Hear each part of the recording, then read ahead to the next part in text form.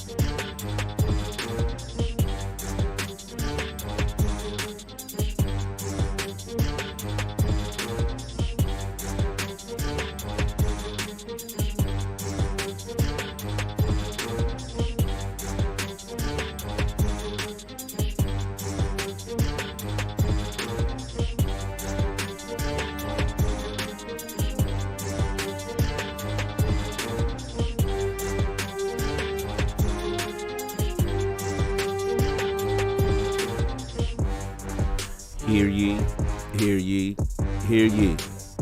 Y'all know what the day is. It's for the Lords. The day of the Lords. What's going on? Running a little late. Busy day. Good to see y'all up in here. Early on a Sunday. Salute. Oh, it's so many of y'all in there rocking. Salute. Rocket Corey, Gerald Max, salute. Christopher Hart, what's going on? Jay Hawk, what's up?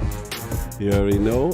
Johnny Dirt Hands. Yeah. You like that high on life? Okay. Hey, Byron. That's your name. I'm just saying your name. Lydia Master, what's going on? Necromancer Seal, what's up? Andy B. Drummer, what's up? Let me know how the levels is going on. Mr. Ordinary VX, you already know. Shanizi Haynes, salute. Zach Riley, what's going on? Commander Rodimus, let's go. Don Utaku with $2 super chat. Charge him more. The great Evermore Saga. Yeah, Evermore in his bag. He in his bag for sure. Oh, Atomic Sands, salute. Audible, I see you on Twitch. What's going on? Thomas Velati, what's up? Mr. Ordinary again. What's up? Hustle and motivate my guy. What's going on, bro? What's going on? Hope everything is well. William Blankenship. You know what I mean? Gandalf 529. Pac-Man 209. Salute. The board game. What's up? You already know. Levels are good. Okay, cool. I need to be good. Video acting weird. I ain't got time to try to fix it right now. We got a show to do. The King, I spoke to him earlier. We see what's up. Yeah, we got the crew coming through. I have some surprises. No Solve today. Send Solve love legitimately. He had surgery. He's going through it. You know what I'm saying? Johnny Durhan's back in the gym. Health is wealth. Let's go. That's what I'm talking about. Inflation. Charlotte too. Time. Y'all already waiting for King. I already see what y'all want. Dover 360. You know what I'm saying? Low down. So look. Oh, hold on. Is that Black Conflict X? Yeah, power to the people. Rain, what's up? Lord Metroid, what's up? No doubt. Anyway, So look, we're gonna get the king up in here, everybody up in here. Yeah, prayers a little. So exactly. So not, he ain't gotta say prayers a little. Send some love. He ain't. Shout out to Pop now. You know what I'm saying? He good. He just low. You know what I'm saying? But yo, anyway, I'm gonna go get King's gonna come. It's too late. I gotta find Attic. I don't know what's going on with him. And yeah. Oh, Jonathan B, the OG. What's up? Hans Castillo. What's up? Damien Percival. What's up? Audible's waiting on King. Everybody's waiting on. I'm waiting on King. I don't know what he's gonna do. Texas, yeah. I didn't see you tweet Texas. I don't know. Hold on. Is that the legendary Lockmort from Last Stand Media, the man who remixes the best cuts, the best video edits ever? My guy. It's gonna be Spencer Bars, Big Nate. 1 2 1 2. That's the most you get. Them days is over. Hargeet Shani, what's up, brother? Caught your invite. I wish I was up earlier to play with you because we did a long raid and we got to finish that joint. But yeah, Halo Infinite, we'll get that in with you. You know what I'm saying? And some other game. You need to get on that Destiny, Hargeet Shani. Stop playing. That's what you need to do. You know what I'm saying? But we got a lot of things going on today. Stonehorn, what's up, y'all? Y'all up in here. Anyway, let me go find Attic. Let's get him out the bushes. I don't know where he at. And I'm gonna go. I know King will be pulling up in a minute. We might be like 5 minutes late because I gotta eat some food. I'm hungry. See y'all in a bit.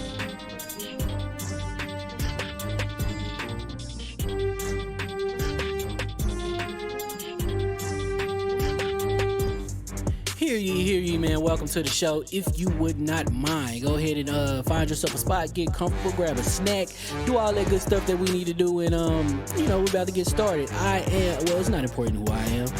What's important is that you are pulling up to the Iron Lords podcast right now as we speak, and I guess I'm here to keep you entertained until it's time to get this show started. So look. Y'all done messed up and turned me to an animal. And haters be swearing they real, but come to find out that they really mechanical. And yeah, I be eating these rappers, but that's all a part of me being a cannibal. And they say I'm better than money because you can bank on me being accountable. I know a million rappers that don't want to be on a song with me, that's understandable. I kill a beat and they want to compare me to Freddie and Jason. I'd rather be Hannibal. They be like, why use a video game? Just be original, y'all too dramatical. I know it's random, but I'm addicted to flipping the sample and making it flammable. This is that yoga, fire, flame. They think it's arson up in the apartment, they call it department and I get the blame. Still I be running, collecting them reins. You just a target when I'm in the range. I was the hardest to start regardless back when you was messaging people on AIM. Check my vocals, all on Twitter, but I'm anti-social. Love my city, but I'm still bi-coastal. Let's switch that up. What is you doing? What I want to do? Don't stop. Nah, that was dope. I'm Keep that going. Nah, go ahead. Look, I guess you could say that I'm very spoiled. For them to be your dogs, they ain't very loyal. But I ain't gonna hold you, I ain't here to boil you. You ain't gotta say it, I'm embarrassed for you. Always been a nerd, never been a loser. Making Voltron with a gang of cougars. And I'm going places, better tell a Uber. Cause it's pretty hard to sleep on Freddy Krueger. Let's do that again. Hear ye, man. Welcome to the show. If you would not mind, go ahead and find yourself a spot, get comfortable, grab a snack, do all that good stuff that we need to do, and we're about to get started. It's not important who I am. What's important is that you are pulling up to the Iron Lords podcast right now as we speak, and I guess I'm here to keep you entertained until it's time to get this show started. So look. Y'all done messed up and turned me to an animal. And haters be swearing they real, but come to find out that they really mechanical. And yeah, I be eating these rappers, but that's all a part of me being a cannibal. And they say I'm better than money because you can bank on me being accountable. I know a million rappers that don't want to be on a song with me, that's understandable. I kill a beat and they want to compare me to Freddie and Jason. I'd rather be Hannibal. They be like, why use a video game? Just be original, y'all too dramatical. I know it's random, but I'm addicted to flipping the sample and making it flammable. This is that yoga, fire, flame. They think it's arson up in the apartment, they call it department and I get the blame. Still I be running, collecting them reins. You just a target when I'm in the range. I was the hardest to start regardless back when you was messaging people on AIM. Check my vocals, all on Twitter, but I'm anti-social. Love my city, but I'm still bi-coastal. Let's switch that up. What is you doing? What I want to do? Don't stop. Nah, that was dope. I'm Keep just that going. Nah, go ahead. Look, I guess you could say that I'm very spoiled. For them to be your dogs, they ain't very loyal. But I ain't gonna hold you, I ain't here to boil you. You ain't gotta say it, I'm embarrassed for you. Always been a nerd, never been a loser. Making Voltron with a gang of cougars. And I'm going places, better tell a Uber. Cause it's pretty hard to sleep on Freddy Krueger. Let's do that again. Hear ye, man. Welcome to the show. If you would not mind, go ahead and find yourself a spot, get comfortable, grab a snack, do all that good stuff that we need to do, and we're about to get started. It's not important who I am. What's important is that you are pulling up to the Iron Lords podcast right now as we speak, and I guess I'm here to keep you entertained until it's time to get this show started. So, look. Y'all done messed up and turned me to an animal. And haters be swearing they real, but come to find out that they really mechanical. And yeah, I be eating these rappers, but that's all a part of me being a cannibal. And they say I'm better than money because you can bank on me being accountable. I know a million rappers that don't want to be on a song with me, that's understandable. I kill a beat and they want to compare me to Freddie and Jason. I'd rather be Hannibal. They be like, why use a video game? Just be original, y'all too dramatical. I know it's random, but I am addicted to flipping the sample and making it flammable. This is that yoga, fire, flame. They think it's arson up in the apartment, they call it department and I get the blame. Still I be running, collecting them rains. You just a target when I'm in the range. I was the hardest to start regardless back when you was messaging people on AIM. Check my vocals, all on Twitter but I'm anti-social. Love my city but I'm still bi-coastal. Let's switch that up. What is you doing? What I wanna do. Don't stop. Nah, that was dope. I'm Keep just that super going. Keep that going.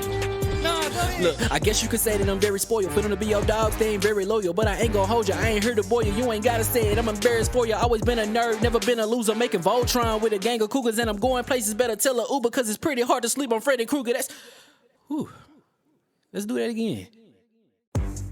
Hear ye, man. Welcome to the show. If you would not mind, go ahead and find yourself a spot, get comfortable, grab a snack, do all that good stuff that we need to do, and we're about to get started. It's not important who I am. What's important is that you are pulling up to the Iron Lords podcast right now as we speak, and I guess I'm here to keep you entertained until it's time to get this show started. So, look. Y'all done messed up and turned me to an animal. And haters be swearing they real, but come to find out that they really mechanical. And yeah, I be eating these rappers, but that's all a part of me being a cannibal.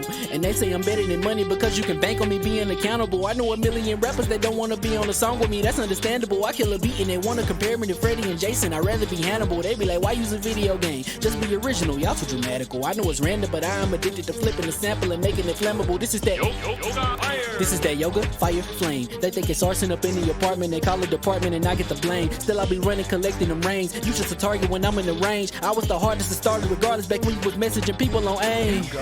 Check my vocals, all on Twitter but I'm anti-social. Love my city but I'm still bi-coastal. Let's switch that up.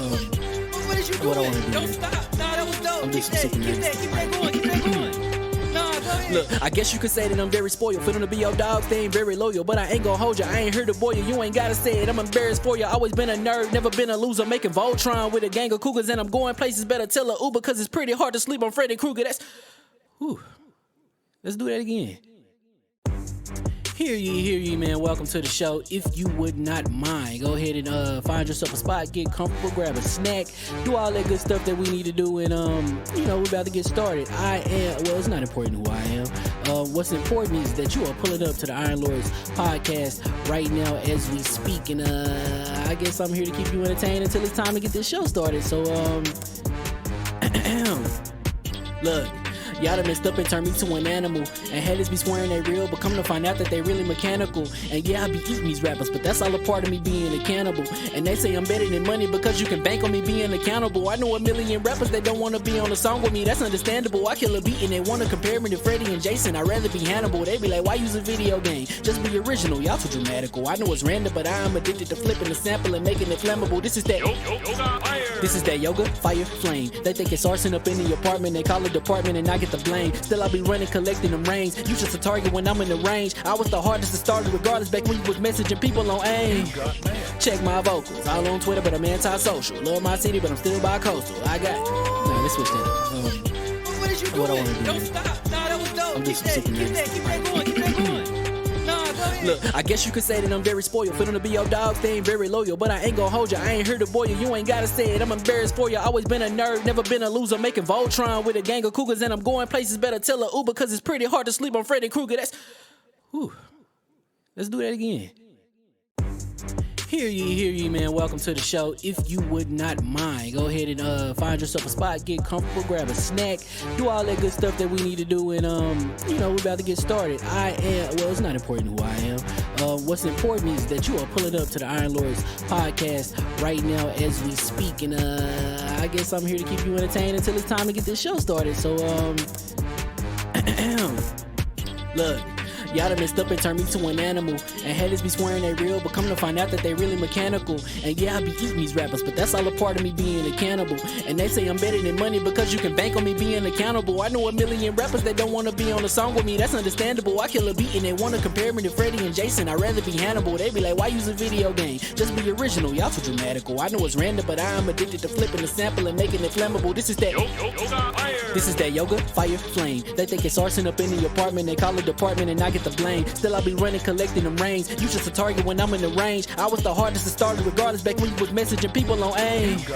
Check my vocals, all on Twitter but I'm anti-social. Love my city but I'm still bi-coastal. I got let's switch that up.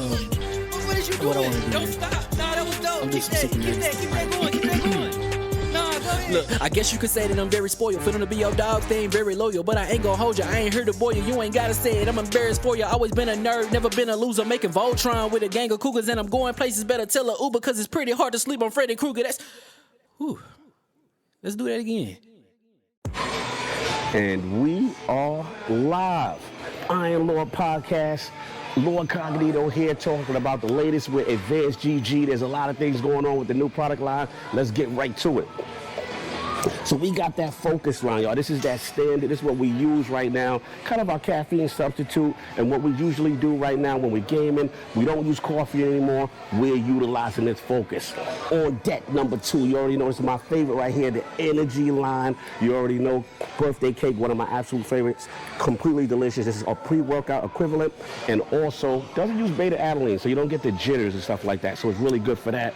And then the new, we got that hydration line, y'all. This is really good for people who don't like caffeine, who want an electrolyte substitute, and it is really sugar-free, absolutely delicious. So you got your 3 choices. Once again, you know Cog Lover is sour. You already know, and we're doing this right now. So go get yourself to advancedgg.com. Use code IronLord on the checkout. This is something I use all the time. We got to support Advanced GG. Great products if you want to get your workout on. Even if you don't work out, you're just gaming, you need that focus. And again, the hydration line for those who don't want caffeine, no sugar, electrolytes, you're good to go. LordCognito here, Iron Lord Podcast. Peace.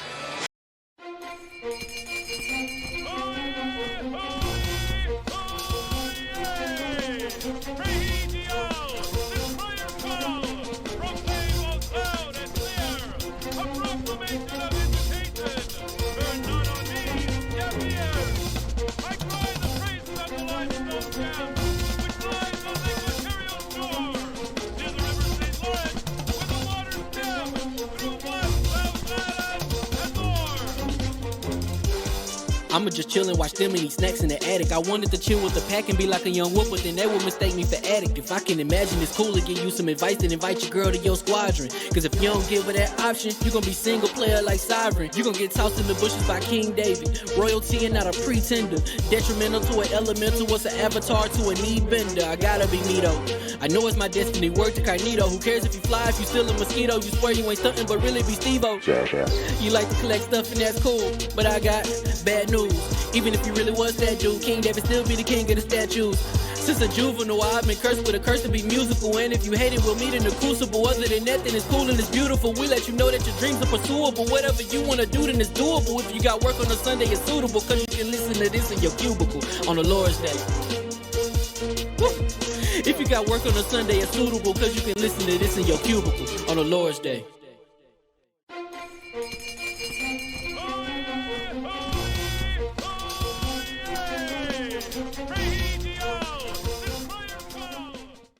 All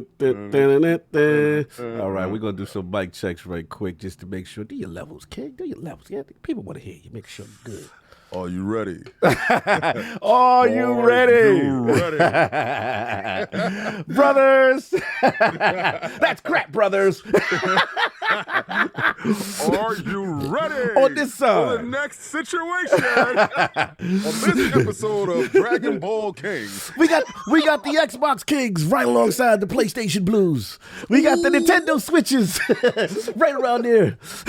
Can you dig it? Remember that? You dig it, sucker. I miss that movie. That is a classic, no doubt. We doing the Warriors. So look, y'all already know what it is. Hear ye, and we are live. Welcome to the two-man Iron Lord podcast. Just like you always wanted. I'm just joking. No. Don't do that. Don't do that.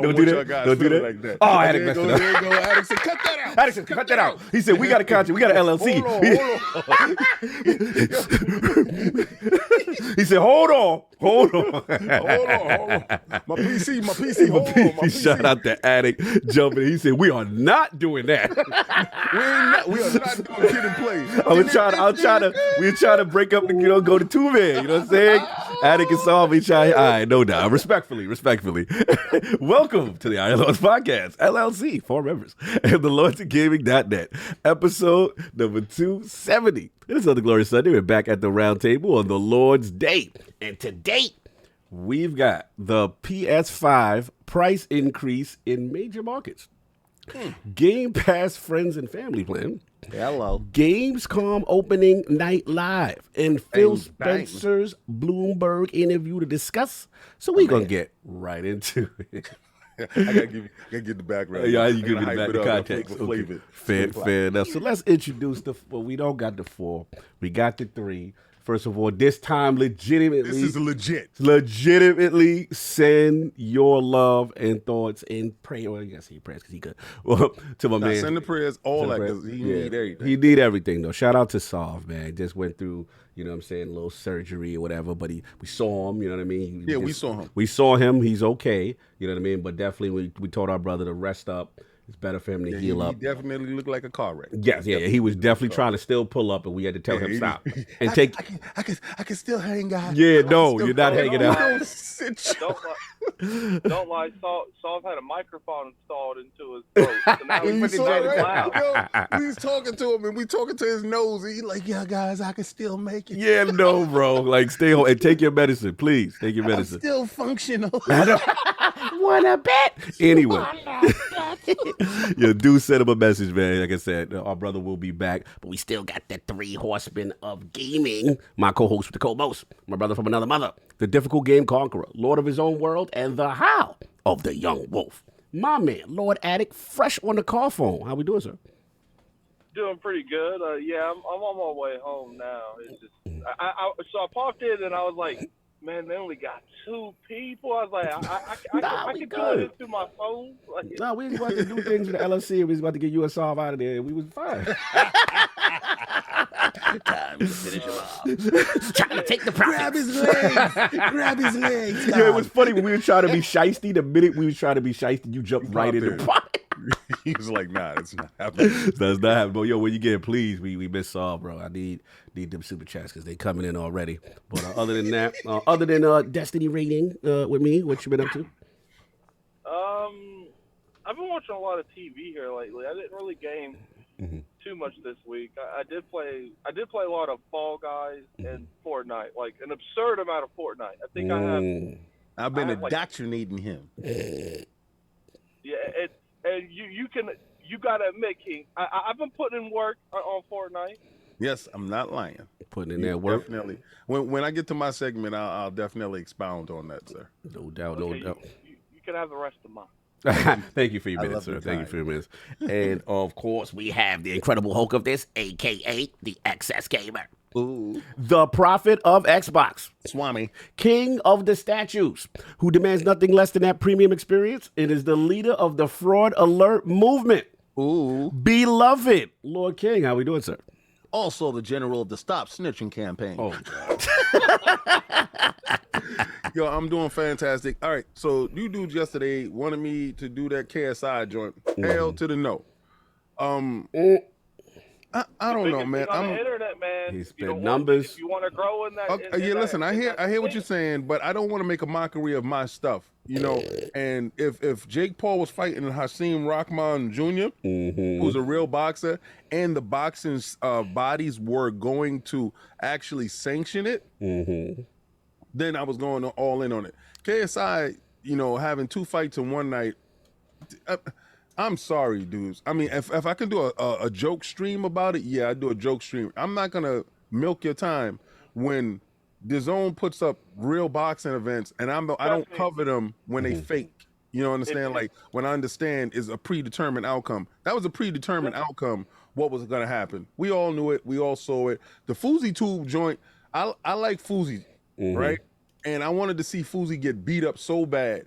And then Salt Poppy winning. I'm not saying I didn't watch. I watched. I wasn't wasting your time with it. Plus, I had my son this weekend, so he got a chance to have the most illustrious weekend a child the week that a child should have. He had the most illustrious week. He got a new pair of Crocs. Oh God! Shout out, yo! And he picked up the lime green joints. Oh He got the lime green Crocs. Oh, we got to throw them in the bushes. With the lime green Crocs. Who that with the lime green Crocs? Oh God! So what I've been playing this week? What you been playing?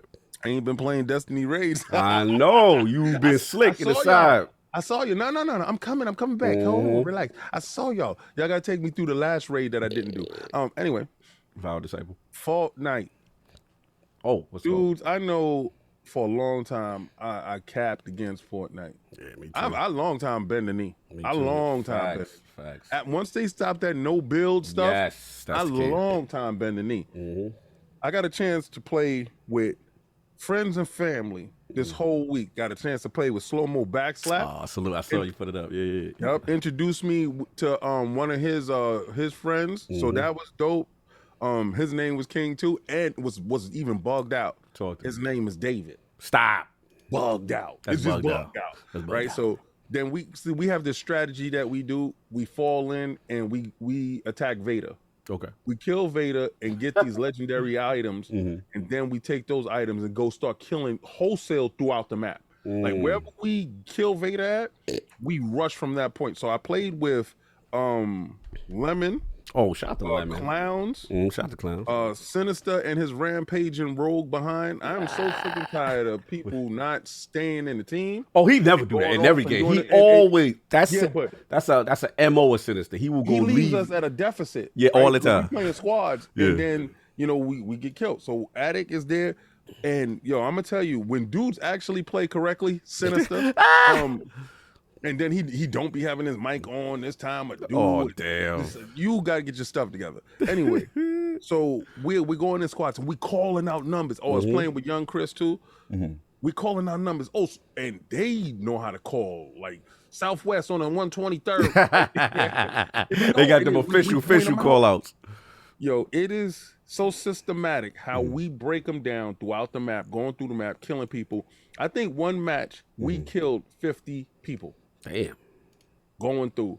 And we did some epic stuff.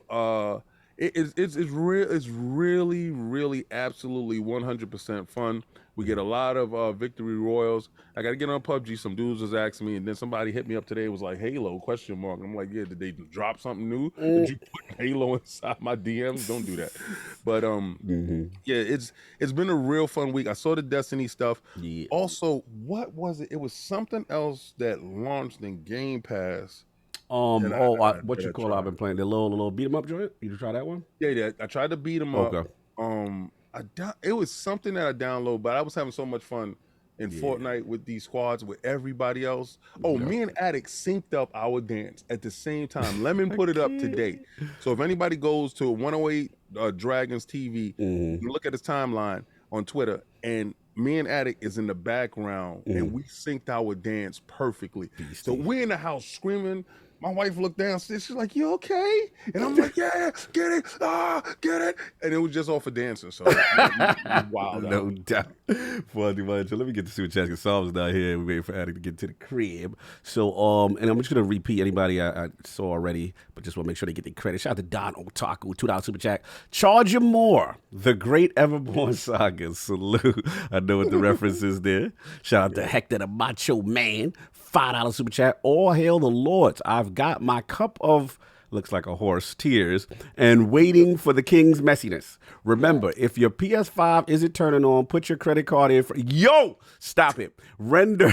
$5 Super Chat. Xbox gave us lies of P, while Sony just gave us lies of MSRP. Wow. And there we go. Sony tears. Drink up. Dirty. Stop the messiness. Don Otaku, $5 Super Chat. The Warriors game was so good. We need a new one by Rockstar. At least a Rockstar needs to make another non-GTA game like that. Yes, can you dig it? That was my joint.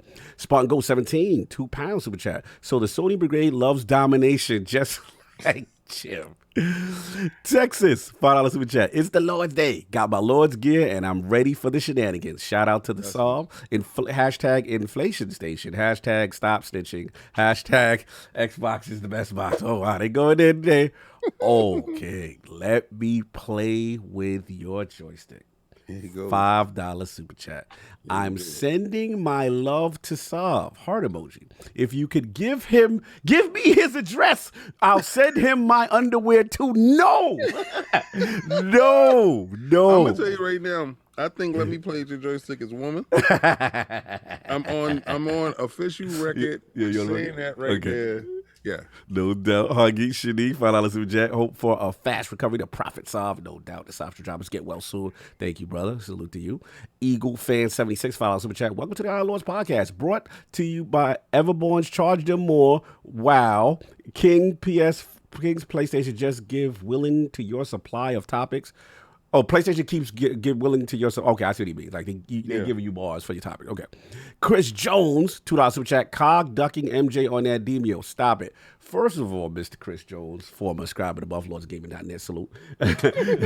Don't think I don't be knowing what you be doing when you be dying in the dungeon and your little hustles. And we're going to put that out there because your skills is tied behind something. Are you talking about him rejoining with the same code? Yeah. They're talking... That's my man, though. That's my man. But he ain't gonna put your business in the streets. Exactly. That's my man, though. Oh, I will. Shout out to Chris Joe. That's the homie. LordsGame.net, the legend. Shamar Witherspoon, $5 Super Chat. Shout out to the Lords. Get well soft, no doubt. Thank you. Slow-mo backslap, $5 Super Chat. King kills people in Fortnite and cusses them out for 30 extra seconds. Had a lot of fun getting done. Is that true, King? What's that about? Yes, sir. You know how it is. We smoke them. You like, that's right. We got you. You know. And, what are those? Yeah. I can't say the stuff. The stuff. Oh, okay. Yeah. No doubt. Clutch Man, $5 Super Chat. Want a cheaper price? We have a console for you. It's called the PS4. Yes, we're still making these. Wow. Get it while it's hot. Get it while it's hot. Get it while it's lover. No doubt. Chancleta Mango, $5 Super Chat. Good day, Lords. Hope y'all had a great weekend. Send a love to Solve. Can't wait to hear your thoughts on Destiny 2. After years off, I think I am back. No doubt. Everybody get hyped for Life 4, all that good stuff. Salute to Paris in the chat. A lot of people in the chat right now. So look, we gonna get into my intro. You know, I'm that guy, LordCognito. Spread that realness in the realm of the ILP. And I tell you what you want to hear. What you need to hear. I'm trying to speed it up. You know what I'm saying? No. Why we got real light skin on that one?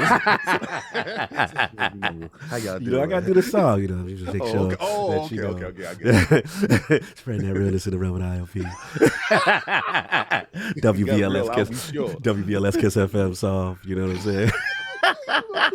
Anyway, shout out to my man, Mr. Matty Plays the Final Duke. We had a good one. We had the Lone Vault Wanderer, really cool content creator, talking about Gamescom, talking about all the stuff that's going on in the industry. Also, if you're on that Patreon, you can catch that Defining Duke Ultimate. We're talking about the effects of Embracer Group. Check that out. Shout out to Cedric H. $5 Super Chat. The price of the brick just went up. The Wire Vibes facility, no doubt. Yeah, everybody's here for the comedy. I see you. All right, so we got that. Also, shout out to The Last Word. He bought this Ty Got Travis by Mans. Big Daddy Teej was on. We talk about Lightfall. Everybody's hype. Season of the Plunder. They got their Sea of Thieves vibe on right now, King. It's pretty fun. As far as me, we've been doing the King's Fall raid. Addict, shout out to him. Shout out to Sinister. Shout out to Forte. Shout out to Taz. Shout out to everybody. We really are close. We're close. We just had to break it up because I know Attic had to leave. Yo, whatever. what did they do different? Like, because we all did King's Fall raid. We really rocked that raid, right? So what did they do different that is either giving y'all some difficulty or something? Because we have more powerful weapons. Yeah, it's contest mode. You know, once contest mode is off, because basically it's that power level restriction. You can go no higher than a certain level, and then the enemies ramp up higher each encounter. You know, now that the world's first is done, shout out to Elysium that did that. Elysium. I ain't going front, man. Look, I've slandered. Look, Forte Glass is my favorite raid. I've slandered King's Fall not because it's not a great raid. It's a rage raid. It's probably the most complete raid. You know what I mean? But the thing I always hated about it was it's one of those raids. If one person doesn't do their job, the whole thing falls apart, and then you end up getting mad at your man. And you don't want to get mad at your man. And then that's what I loved about it. Yeah, then you start asking the question, be like, yo, fam, what you running? What's your load? What's your load? Yo, now, when you click on the dude and start looking at this loadout, why are you using the Xeno? Or why are you using the And then the arguments start, whatever. So you got that. Let's be real, King. First, won't you try the Xeno phase? Yes. Try that out. Yeah. And then after that, it goes to the more. You're gonna have to change those weapons, man. Yes.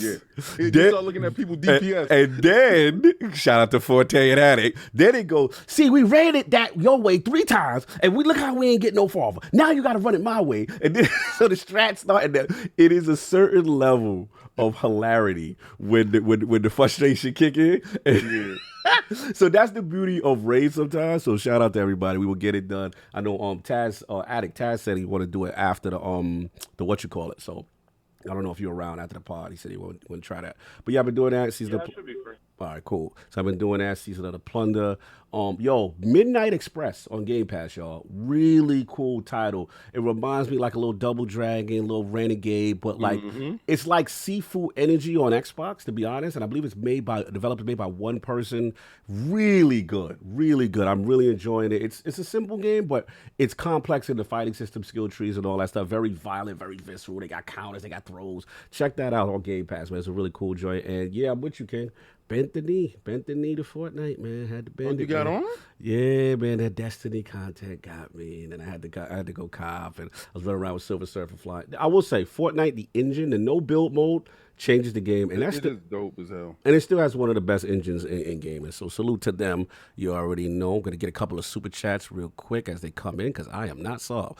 Harkeet Shani, shout out $10 super chat. Salute to the Lords. You already know. I've got my popcorn ready for King to go off for Sony.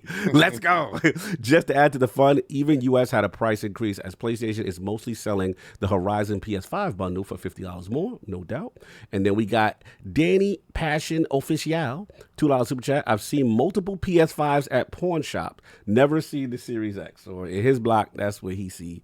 Well, I mean, they do sell. Like, as far as resale value, sell it while it's high. And it's getting higher by the day. No doubt. Shout out to that. Getting higher literally by the day. Yes, literally. Shout out to the Everborn Saga, $20 super chat. I'm just wondering where the line is. Reselling the same games at full price under the guise of remakes, director's cuts, $10 next generation tax, no cross-buy with PC, no day and date, no PlayStation Plus day and date, now raising console prices. Interesting. I know. Oh, he got to. I don't know where King went. Something. I'm nervous. So I see you, Everborn. I see what you're saying. We will talk about it. And I'm here. Okay. Okay. I was worried. You know when you disappear, things happen. Yeah. Don Otaku, $2 super chat. Cog, love seeing you on Unlocked again. Great episode. Thank you, brother. That was a lot of fun. Shout out to Ryan McCaffrey, the legend. Shout out to Desolate Gary, you already know. Everborn Saga again. $2 super chat. Hashtag charge them more. Hashtag home of Sonic. Everybody caught that. We will get that, man. Salute to everybody there. So look, we got to get into. We got some people pulling up. We got the legendary Jay Fonzarelli. What's going on? Games Talk Live. How you doing, brother? Hey, what's going on, man? It's good to be here. That's the radio voice. That's the voice of the people right there. How we doing, man? How we doing, brother? Oh, man, I'm doing great. Just, trying to have some fun with a certain game, but yeah. I feel you. A lot of issues, but Oh, I think I know. Yeah, okay. Which one is that? If you Cult of the Lamb? Saints Row. Okay. Oh, yeah, heard about that. Saints Row. Yeah, I heard about that as well. Yeah, if I would have bought that, I would have refunded it immediately. Not if it was on the PlayStation platform, they would have did you nothing. Messy. Sorry, sir. That's If you true. bought it, bye. Click. Messy. Yo, the Wallace thing, I was calling them trying to recover my account, and they said, yeah, you're having an issue. Call back tomorrow. Like literally in the text. In the text, you know how they say they text you. You're supposed to text an assistant, or whatever. They was like, yeah, tomorrow. You tried too many times or whatever. Crazy. What the hell is this? No doubt. Shout out to Mexican Zoidberg, member for 21 months. If people needed 2 jobs for the PS3, then people will need 8 jobs for the PS5. How many jobs will you need for the PS6? Oh, wait, there won't be a PS. So your people, man. Get your people kicked. Hargi Shani, follow super chat. Waiting for Sony to announce a price increase for games due to inflation around the world next week. Wow. Messy. Y'all see y'all ready.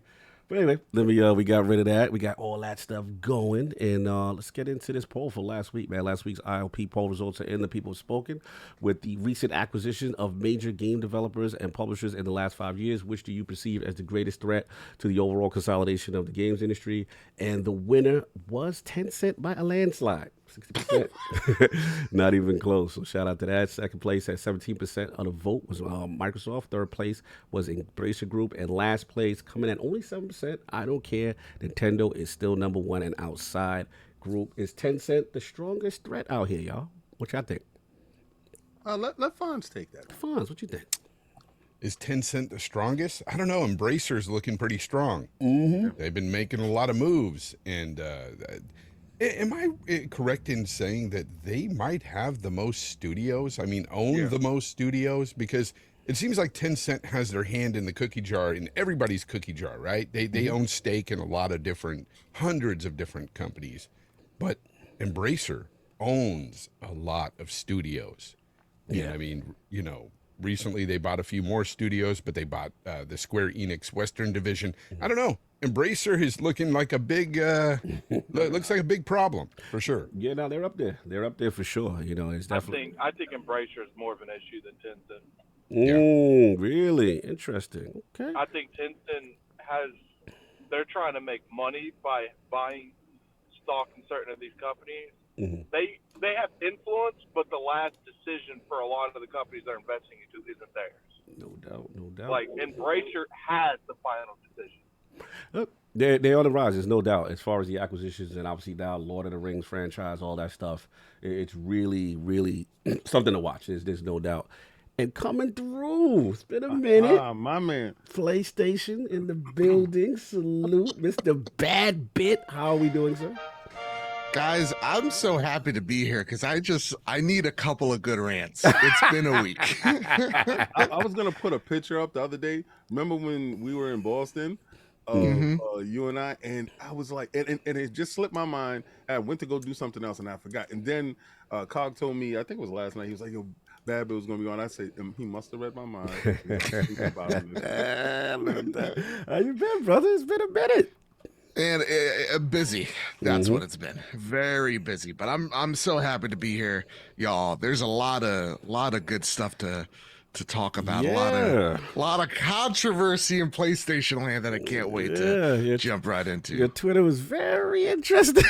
Hopefully it's not a lot of Defense Force. The Fonz is Mr. That's why I purposely wanted to speak to you too, because both of your Twitters were very interesting, and I can't wait to hear the thought process of both of you on these topics. No doubt, you already know. Try to sneak in as much super chats before we go, and then we got shout out to the hold on, we got Alvin. Okay, we got him. He's got $5 super chat. Some thought third party and Game Pass would fall off when first party hit, but Phil giving us Atomic Heart, Wolong, Lies of P, and more. Train rolls on. All right, salute. Then we love it. Those games look amazing. That's what happens when you actually take the money instead of blocking somebody. You just put content on your platform. Here we go. Cold Weed, $5 super chat. You know why we here. Let King get his messy bars off. All right. Now he's ready. Then we got Doge Unleashed. Welcome, Lord Bronze. Welcome, brother. Put the crest in the chat for him. Shout out to the Max Otaku. You already know Lazy Otaku follow super chat. After years of being haunted by Oryx, I've finally been lifted from the curse of King's Falls raid. I'm finally at peace and can move forward. Yes, sir. Salute to you on the clear. And Chaos Actual $2 super chat. Sony straight up Debo out here. Uh-oh. Uh-oh. All right. So look, we're going to get into it. Y'all know, as Saul would eloquently say, why we are here. You know, we got to talk about it. PlayStation 5. Price increase, and we got the blog straight from the legend himself, Jim Ryan.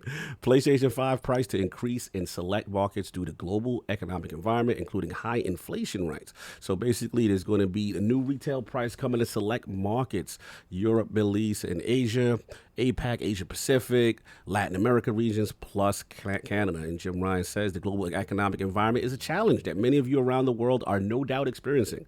We're seeing high global inflation rates as well as adverse currency trends impacting consumers and creating pressure on many industries. Based on these challenging economic conditions, SIE has made this difficult decision to increase the recommended retail price of PlayStation 5 in these select markets. There will be no price increase in the United States, and then they go on to break the breakdown of what it would mean as far as in euros from 549. I mean, now it's up to 549 from 499. In UK pound, it was 449 to now 479. And then we got Japan, effective September 15th. It's the yen, moves up to about 60,000 yen. And then China, the yuan, moves up to about 4,299. Australia, I don't know what their currency is. I'm going to say AUD to 799. Mexico, 14,999. And then Canadian, 649.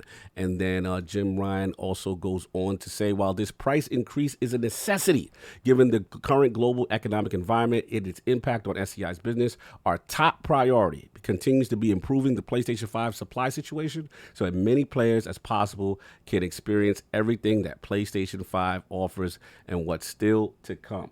So, before we get into it, the people has told me to shut up. They want to hear King. They don't want to hear anything I'm talking about. So, King, if you would like to tell the people how you think about this situation. So let me set the scene for everyone who's out there in YouTube. Who the hell is that? And I'm going to allow you to hear what goes on in the meetings at Sony's corporate. Okay. Yesterday's price is not today's price. Damn! Fat Joe is up. Price is not today's price. Shout out to Joey Crack up in the Sony meetings. So, now that we got that off, I'm going to give you the exact particulars on how this transpired. Yes. Oh my God. Well, oh my. We've had record sales. It's been incredible. Who is we? The amount of money that we got rolling in. Oh, it's absolutely sickening. I can't believe it. The PlayStation is. We put out the weakest, most unstable console we've ever seen. Mark, you're a genius. You're a genius. That SSC speed stuff was crazy. They fell for it, hook, line, and sinker. We raised prices on the games. They didn't blink because our people are loyal. They'll stick by us, stand beside us. And what we'll do is put 10 cents to the dollar. 10 cents to the dollar. If you think about it, it's really 10 cents to the dollar. They are, we actually have them in the palm of our hands. Well, Jim, should we actually give back to them right now because we're in an economic crisis and things are going really bad? What are you, crazy? Raise the prices in all the zones that we control. That's what they said. That's how it went. They said, wait a second. Hold on. 10 cents to the dollar. Put it up. Let's go.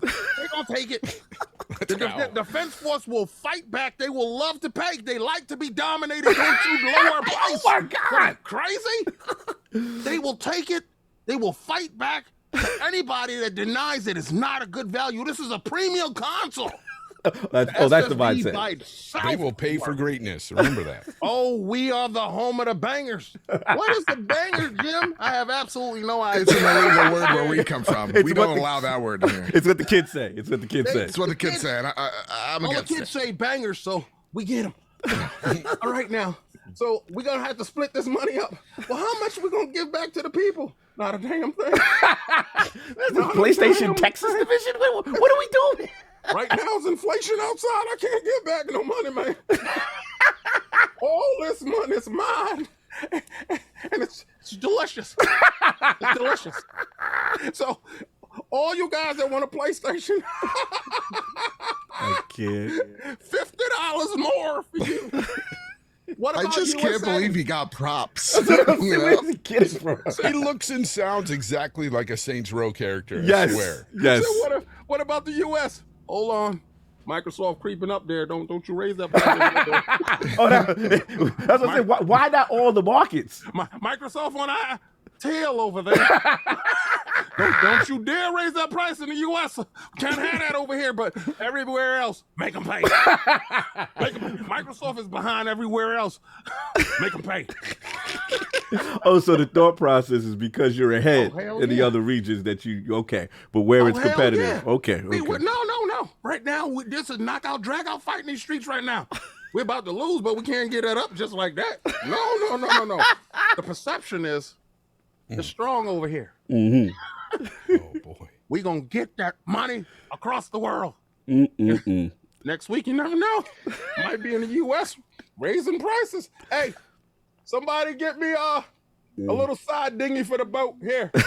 I can't with I you. need a little side dinghy for the boat. Side dinghy. What is a side dinghy? What is it? A sidecar to a boat? What are we doing? I just love like King's first impression is literally the anchor man from the Chappelle Show. Then he's got this ox wrangler like Southern draw that it's amazing. Oh yeah, King. Now that we've heard from some Sony representatives, So I did all that stuff, right? Mm-hmm. And my other topic wasn't this, right? They actually keep giving me active stuff to fight with. I think this is a travesty. The fact of the matter is raising prices, and this is unprecedented. This is the first time in the history of video games. I can see if something is discounted and taken off the shelves, and that raises the value of the console, right? If once you found out that they're not making a certain console and there's a limited edition or whatever the hell, and they just stop producing it, the market of it goes up. It's supposed to. But an actively produced console that's on the market now, consumers are looking for a rebate, a price deduction in some form of fashion that they can get the console. Because you have some people waiting, well, $500 is too much. I'll wait until it goes to $449 or whatever, or if they put a bundle in. Even when they do put a bundle in, they raise the price of the bundle. So it's not really a bundle where you're gaining something or they're putting it in for free. No, they're including that game in the price of the bundle. Right. So there's no wins there. You're not getting anything on the short of the bundle. So the fact of the matter, an actively produced, manufactured console in the store today, if you went the day before, you got it at $449. Yeah. Or $499. And then you go back the next day and the guy says, well, it's $549 now. And you're like, what? I just went home and y'all was closed. So I said, I'll come back in the morning to pick it up. Well, that'll be $50 more. That's the retail price of it. And you're like, why? What did they do? Did they put something in a box? Did they add something? Did they put a camera or something? Right. No. They just raised the price. Yeah, kind of unprecedented in the console space. It is kind of shook up the internet completely. Yeah, we got to talk about it, man. I know Adam's coming back, but let's get Mr. BadBit, because I am curious about you. Obviously representing the trophy room, you know what I'm saying, doing what you do on PlayStation. So, what was your thought process about this whole announcement, and from Jim Ryan and the team? Honestly, I woke up to this news and they put it out at the right time while everybody's asleep. Because I woke up to this, I was like, this is one of the most tone-deaf messages I've ever seen. Even just with their immediate due to the current economic challenges, blah blah blah blah, global inflation rates, you would think that would maybe come into and we're not going to increase it across the board, right? but instead they're just, I truly think PlayStation's mindset is because everything's going up in price, we won't be judged too difficultly on this. And that's why it's not like they honestly think that they can get away with it, right? And that's the thing that kind of bothers me. To me, it's not like the Microsoft v Sony thing at all. I actually look at Nintendo. Like, let's all take a look at Nintendo. Right. Nintendo is a company, to me, when I see it outside looking in, treats their consumers like dog crap, right? Like, don't try to emulate things we're not trying to sell to you. We're not even going to try to preserve our history. You have 6 months to buy Mario. We are going to charge you for the worst online ever. And even them, who do not have another, place to make money in, it's just solely games. Right. Even them, they saw what's going on right now and going, we're not going to charge you extra. Yeah. Right. What, to me, if PlayStation 5 was still losing money, there's an argument to be had. Fine, maybe you need to up it. Like, maybe there's a valid argument somewhere there. But the fact that months after the PlayStation 5 came out, they're boasting about this console is already profitable. And so what's really saying, what they're trying to say to you really is, hey, we're making money on this console still, but we want to make as much money as we were making before inflation hit. And that's just not a good excuse. And I've seen people go, the defense force go, but Joe, the next iPhone is going to be $100 more. A rumor has it. But guess what? That's a new iPhone. It's not exactly. There's at least some improvements across the board. And it's not even like the fan base is happy about it. They're complaining too. You just look at a Mac Rumors forum and they'll tell you they're not happy about it either. Right. So it's like, that's not a great argument. And then I see people go out there like, well, because we're such a premium, I've got so many great experiences, I'm happy to pay more. It's like, no. Why are we championing? Fonz is containing. I've never seen this before. Why are we defending amoral companies that don't care? Like, literally, PlayStation just raised the price. We should be outraged. We should be upset. This should not be the case. It's just, it doesn't make any sense why anyone would defend this move, because it's absolutely tone deaf. Even Nintendo. Again, the company that's like, we're going to take the Mario collection off in 6 months. Go. Yeah. Even took a look and said, no, we're not going to. Again, like Microsoft, you just bought Activision for $70 billion. I don't expect you to raise the price. Right. You got Word, you got Windows, you can make money somewhere else. Nintendo, this is their only bread and butter right here, decided not to. So to me, it seems like Sony is taking cues from the wrong chapters of the Nintendo playbook and saying, well, we're PlayStation and we have God of War, so here you go. And that's what I think is so, I think that like the underlying tone here with PlayStation coming from the fan base is like, we, the fan base of PlayStation, have gotten some of the best games that we've gotten over the past few years. For sure. But it doesn't feel like we're quote unquote winning. It doesn't feel like they are treating us as a community, which is why I give so much props to Xbox, because take a look at their community management, how they reach out, the brand alone. It makes you forget it's $1 billion plus company. It makes it feel grassroots, and it's just trillion. Oh yeah, I'm talking like Xbox. I'm talking about Xbox game division. Well, no. But like, it's called Microsoft Xbox. Oh my God! Moving on. Go ahead, man. Finish your ball. So semantics, but we're gonna keep the. Yes. All right, you'll keep the even bigger number. Like, they'll make you forget about it. Yes. And that's the thing that I think we as the community, as in the PlayStation land, is right now just not liking the tone, because this is like one sentence away from, listen, my cat food, it got up in price, and we got to do something about Mr. Mittens because he's getting hungry. Mr. Mittens, these fresh bowl. So it honestly sucks. There's no real excuse for it. It's not like after you bought this console, that's it. They have a whole ecosystem of which digital is growing exponentially year in, year out.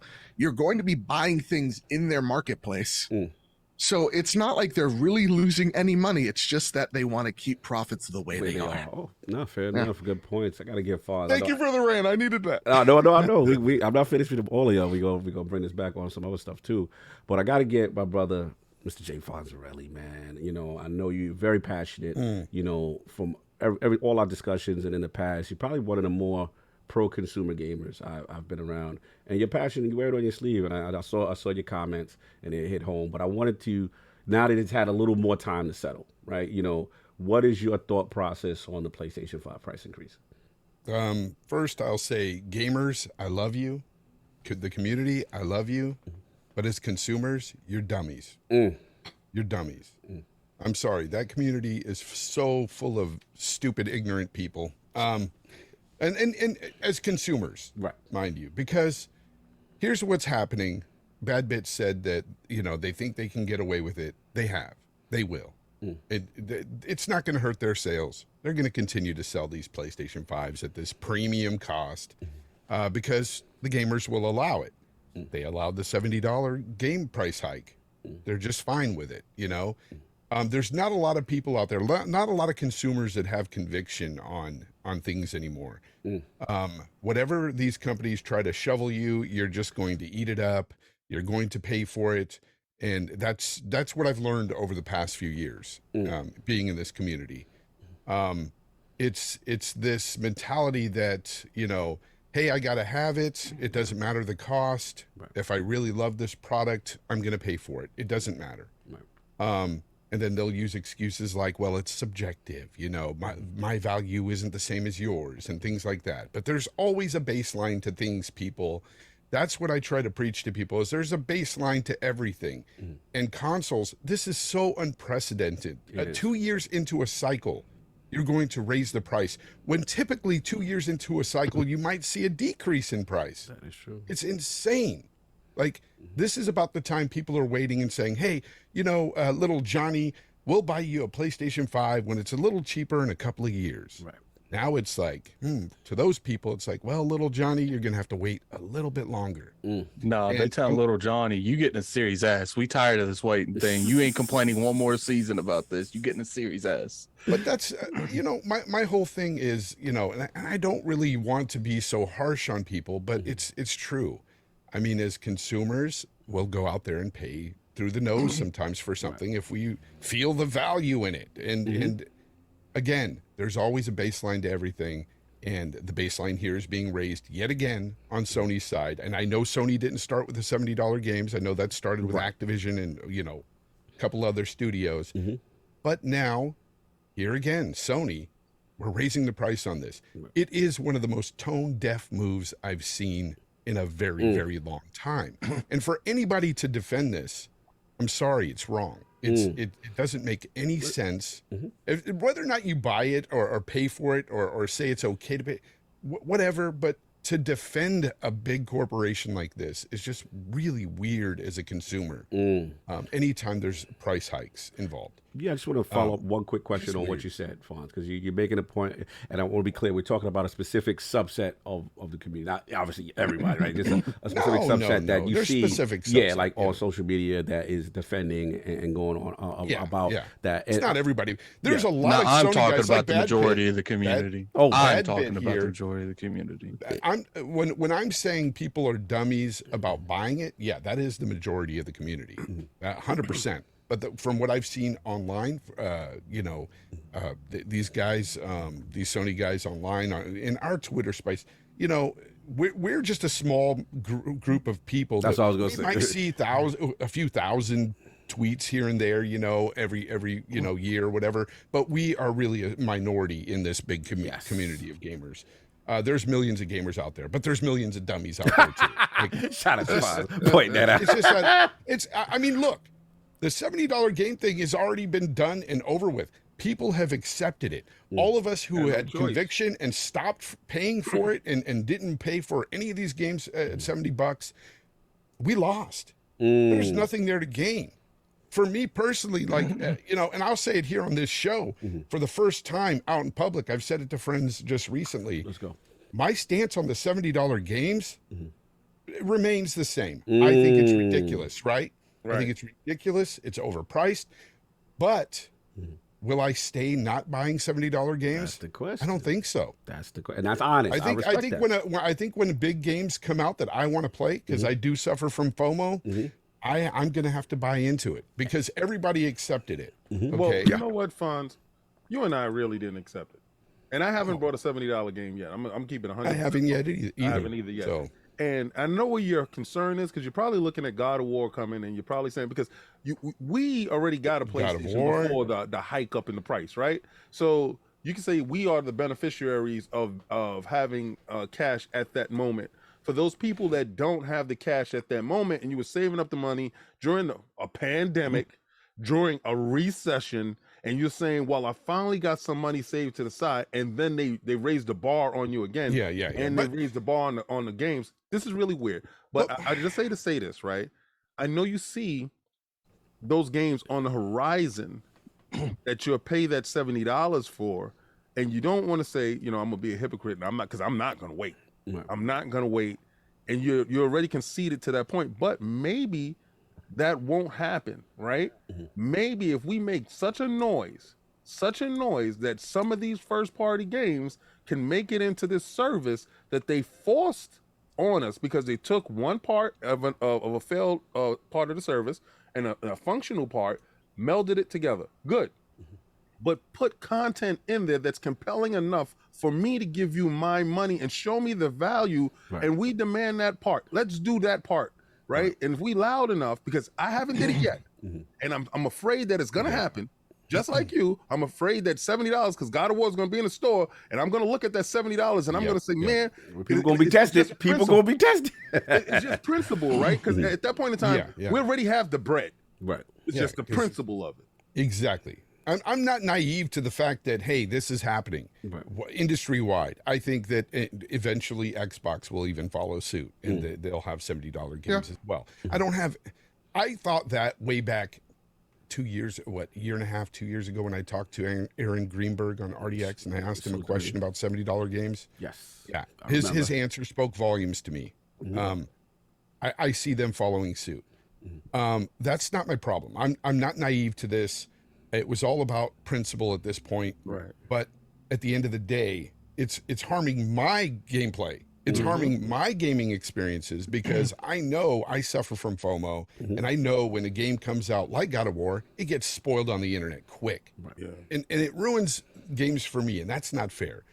So to myself, it's not fair to myself. So to keep me from playing these experiences, however, it just does not make sense to hold back and continue to say I'm not going to buy any game for $70 because it's here to stay. Like if we would have collectively not bought these games at $70, right, they would have heard of it. They would have heard us for sure. But it's not happening, and that's why I see this as being the same thing with PlayStation 5. This increase in price, it's the same thing. People are going to pay for it. Well, it's simply just that simple. We have 915 people. Please hit the like. Please hit the like. Hit that like, share it out, get it around, because we don't get BadBit often, and when we get Fonz in here and he's dropping knowledge, please share this out to your friends. No doubt. I'm sorry, Fonz, we cut you off. Yeah, and people are going to continue to buy the PlayStation 5 at this new price. It's not going to change anything in that regard.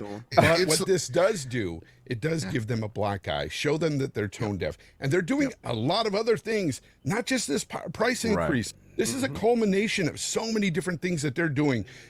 Sony, I will say this. I think Sony are losing their way. They are losing their way. They are not the same Sony they were last gen. They are not. This is a different Sony, people. If you're thinking they're the same, you're sadly mistaken. It's Jim Box. I am hoping, I am praying that they can continue to bring their excellent bangers, their single-player bangers out. Let's relax on that one. I really am, because at this point, with all the changes they've been making, everything they've been doing, it's not a good look. And, well, that's the thing, Fonz. I'm sorry, it's scary. It's scary. That's the thing. They're relying on it's Nintendo logic. We're relying on our IP because they know FOMO exists, right? So they're just like, we have God of War. You're gonna pay this extra $50. It's same with like Splatoon. It's like, you know, this online sucks. You know, you need your phone to just have voice chat, but it's Splatoon and you're gonna buy it, right? So like that's the And thing. if anything, Yeah. if anything, the PlayStation thing's worth, because the Switch is, Nintendo's always been transparent. We have bad internet. You're gonna have to use the phone. Like PlayStation came out there, they for 2 years you're like, yeah, you know what's going on, and then one day you get to the door, you're about to open, go inside, it's locked. They're like, what's going on? Why is it? You need $50. We need to get that locksmith out here and fix this lock. Hey, Christopher Hart, I appreciate you, bro. But why do you keep comparing your PlayStation 5 to the Oculus? Stop it. Wait a second. So stupid. We're not gonna do that. And I told y'all before, I said out of the major three, Sony is gonna be the one to do it. Not 2 weeks later. 2 weeks later, they did exactly what I said, and I told you why they would do it, because you guys are gullible enough to sit there and keep taking it and not being loud enough to say, we will not take these practices.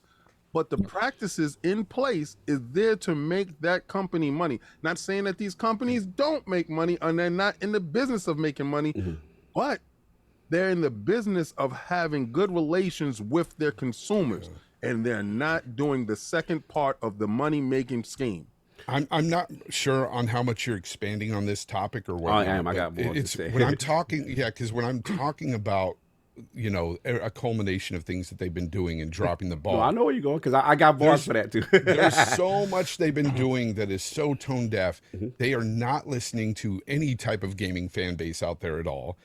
My number one gripe with them right now is the fact that, yes, I brought up the fact that I'm hoping that they keep these bangers coming, because they are now like telling us that games that we all want sequels to aren't going to be made, but let's make TV and film adaptations about them. Bloodborne. Let's Ridiculous. How ridiculous is this?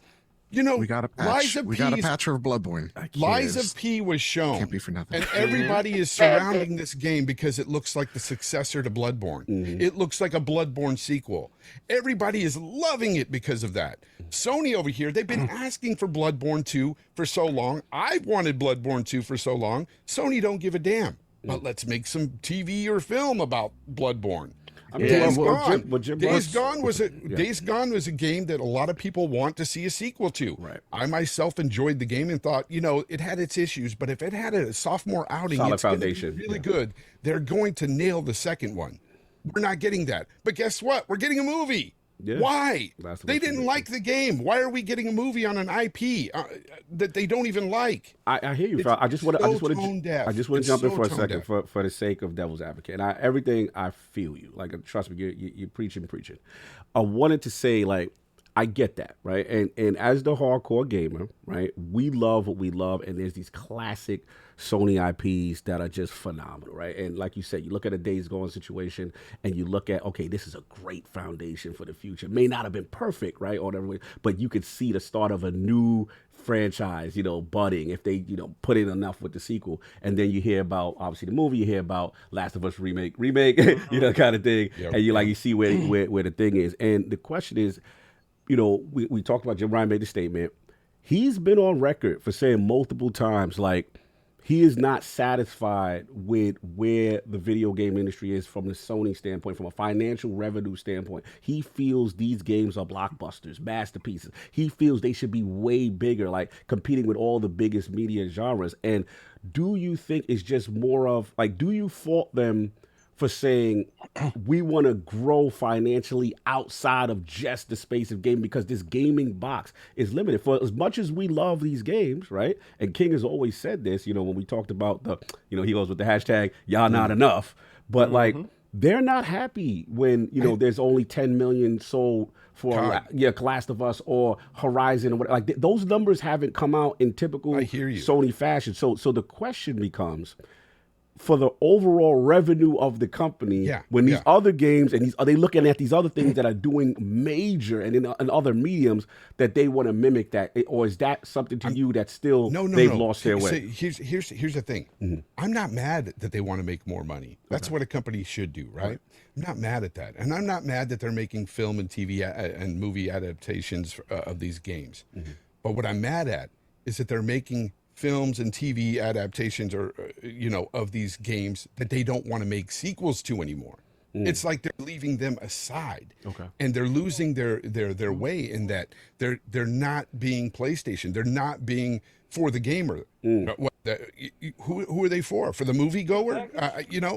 That's not what we are money as guy, gamers. Fonz. Look, I don't care about all these gaming movies. I haven't watched Uncharted. TV Halo show sucks. But the checks say otherwise, Fonz. The checks is coming in. But I don't personally watch this stuff, and I will go on record as saying this. I guarantee you that there's a lot of people out there that watch like the Halo TV show that don't know anything about Halo. Probably don't even play the video game. Hurts. But that's the. I mean, to play devil's advocate, that's the audience they want. They want the guy that's not familiar. But you got to please your gamers. You got to please your gamers. You have to produce the games. I feel that. Period. At the end of the day, sometimes what? No, you're up. You've been patient.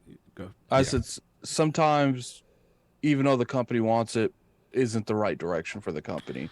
Microsoft wanted to go to an all media outlet that focused everything as a center and not just gaming. They got ridiculed through the entire internet because of it.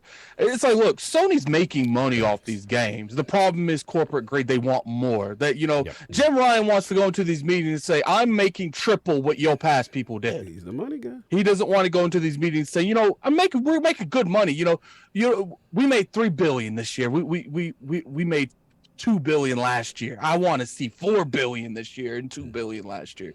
He wants to go in there with the consistency of, I doubled your money every year. Right. And they are getting to that max standpoint where they either have to casualize their game to a huge, drastic audience, which they are doing. What's funny is the original Last of Us had difficulty trophies, and the remake doesn't. So they are doing things like that, like removing difficulty trophies for games just because they want to be more appealing to everyone that plays their games. Look, I don't particularly care about stuff like that, but I know a lot of people, it's like, it's one thing not to put the difficulty trophies in a game, such as like God of War, where you could beat the game on hard and it gives you nothing in terms of trophies. It's another thing to take one out of a remake from that had the previous one in it. But the fact of them casualizing it and raising the prices, that doesn't make any sense, right? If you're casualizing it, shouldn't you lower the price? Shouldn't you really make it more appealing for the people that aren't looking at your console? Like, I'm not looking at the console to play hardcore games, right? Let's just say that, Addict. They took out the hardcore part of the game, right? For you to get these trophies. But at the same time, you raise the price.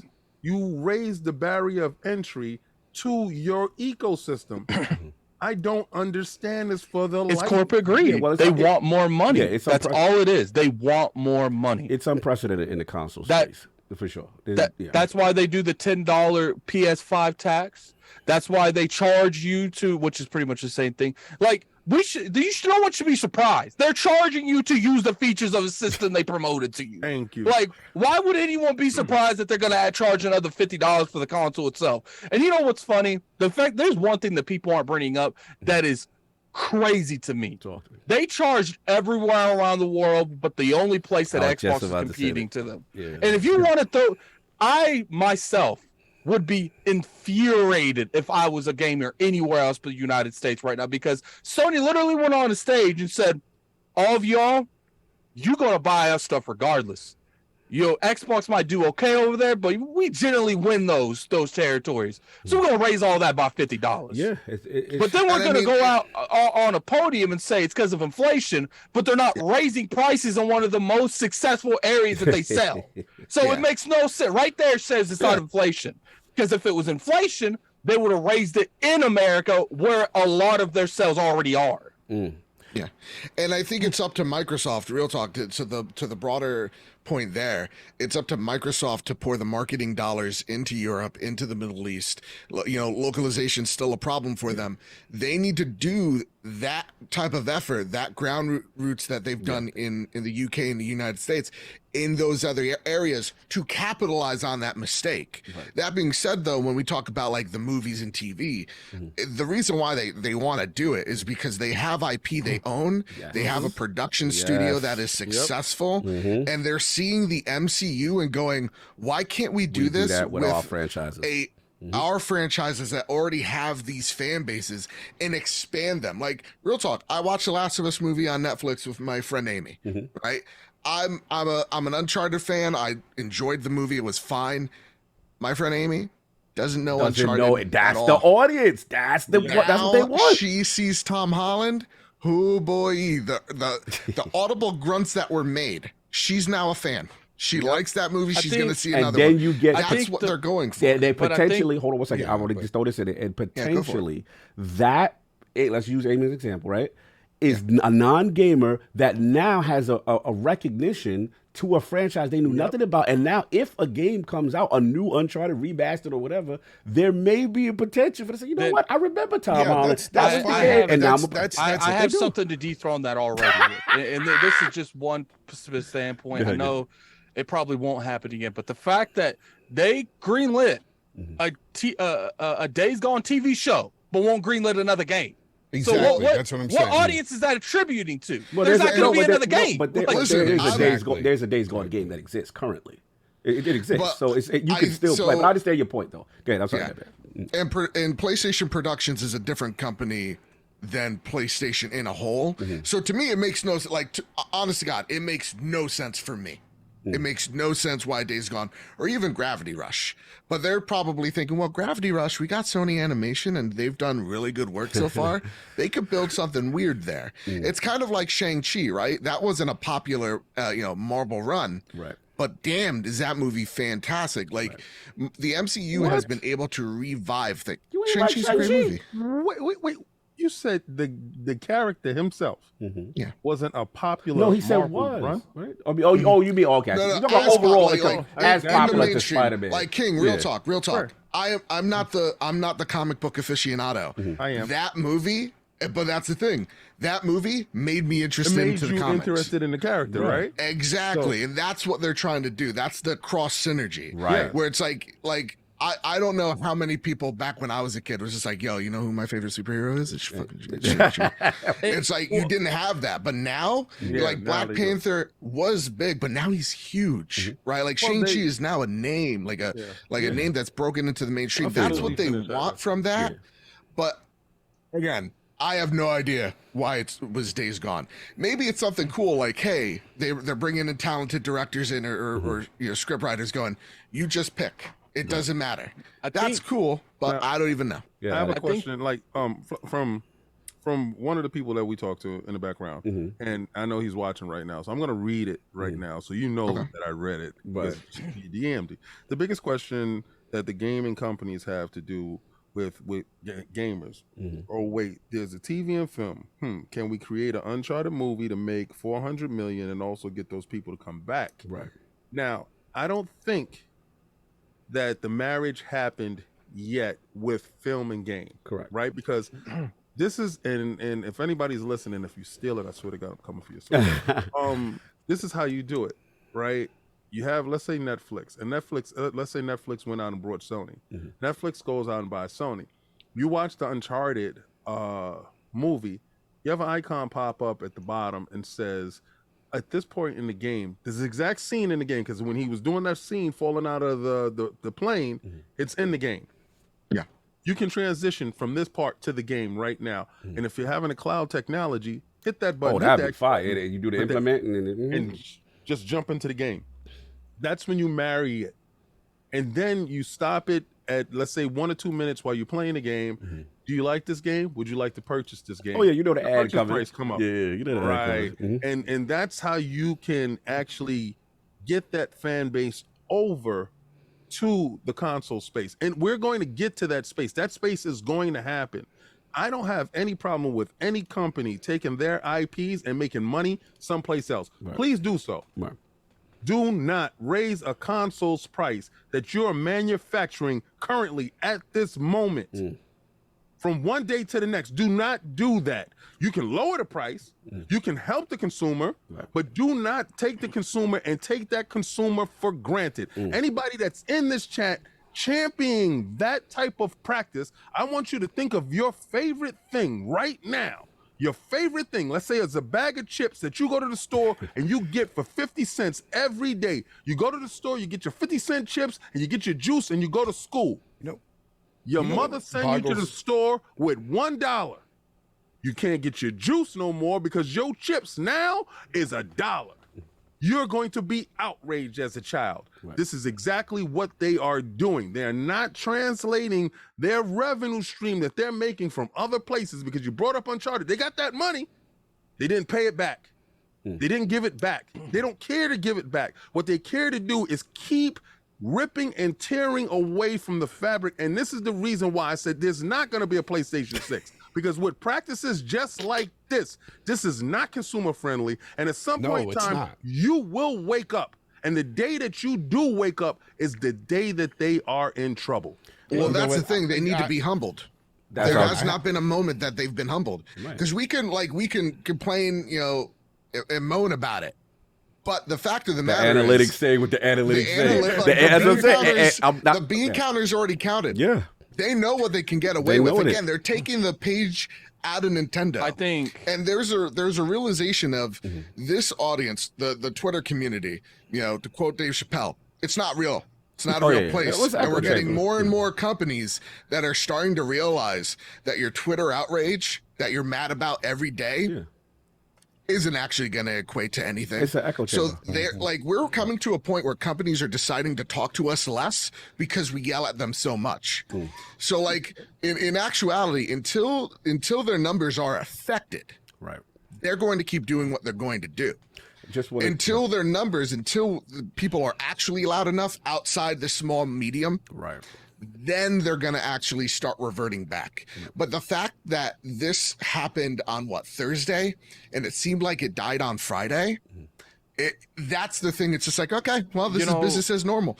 And it's a combination of you have the toxic positive folks that have an opportunity with their larger fan bases to go, hey, we can make a positive change, but we're going to criticize you just enough that we won't make you mad so that you could give us a copy of The Last of Us remake. Are you implying? He's referring to the toxic positivity people. Exactly. Are you implying, Mr. BadBit? Everybody aims with their yellow chairs out there that have a moment.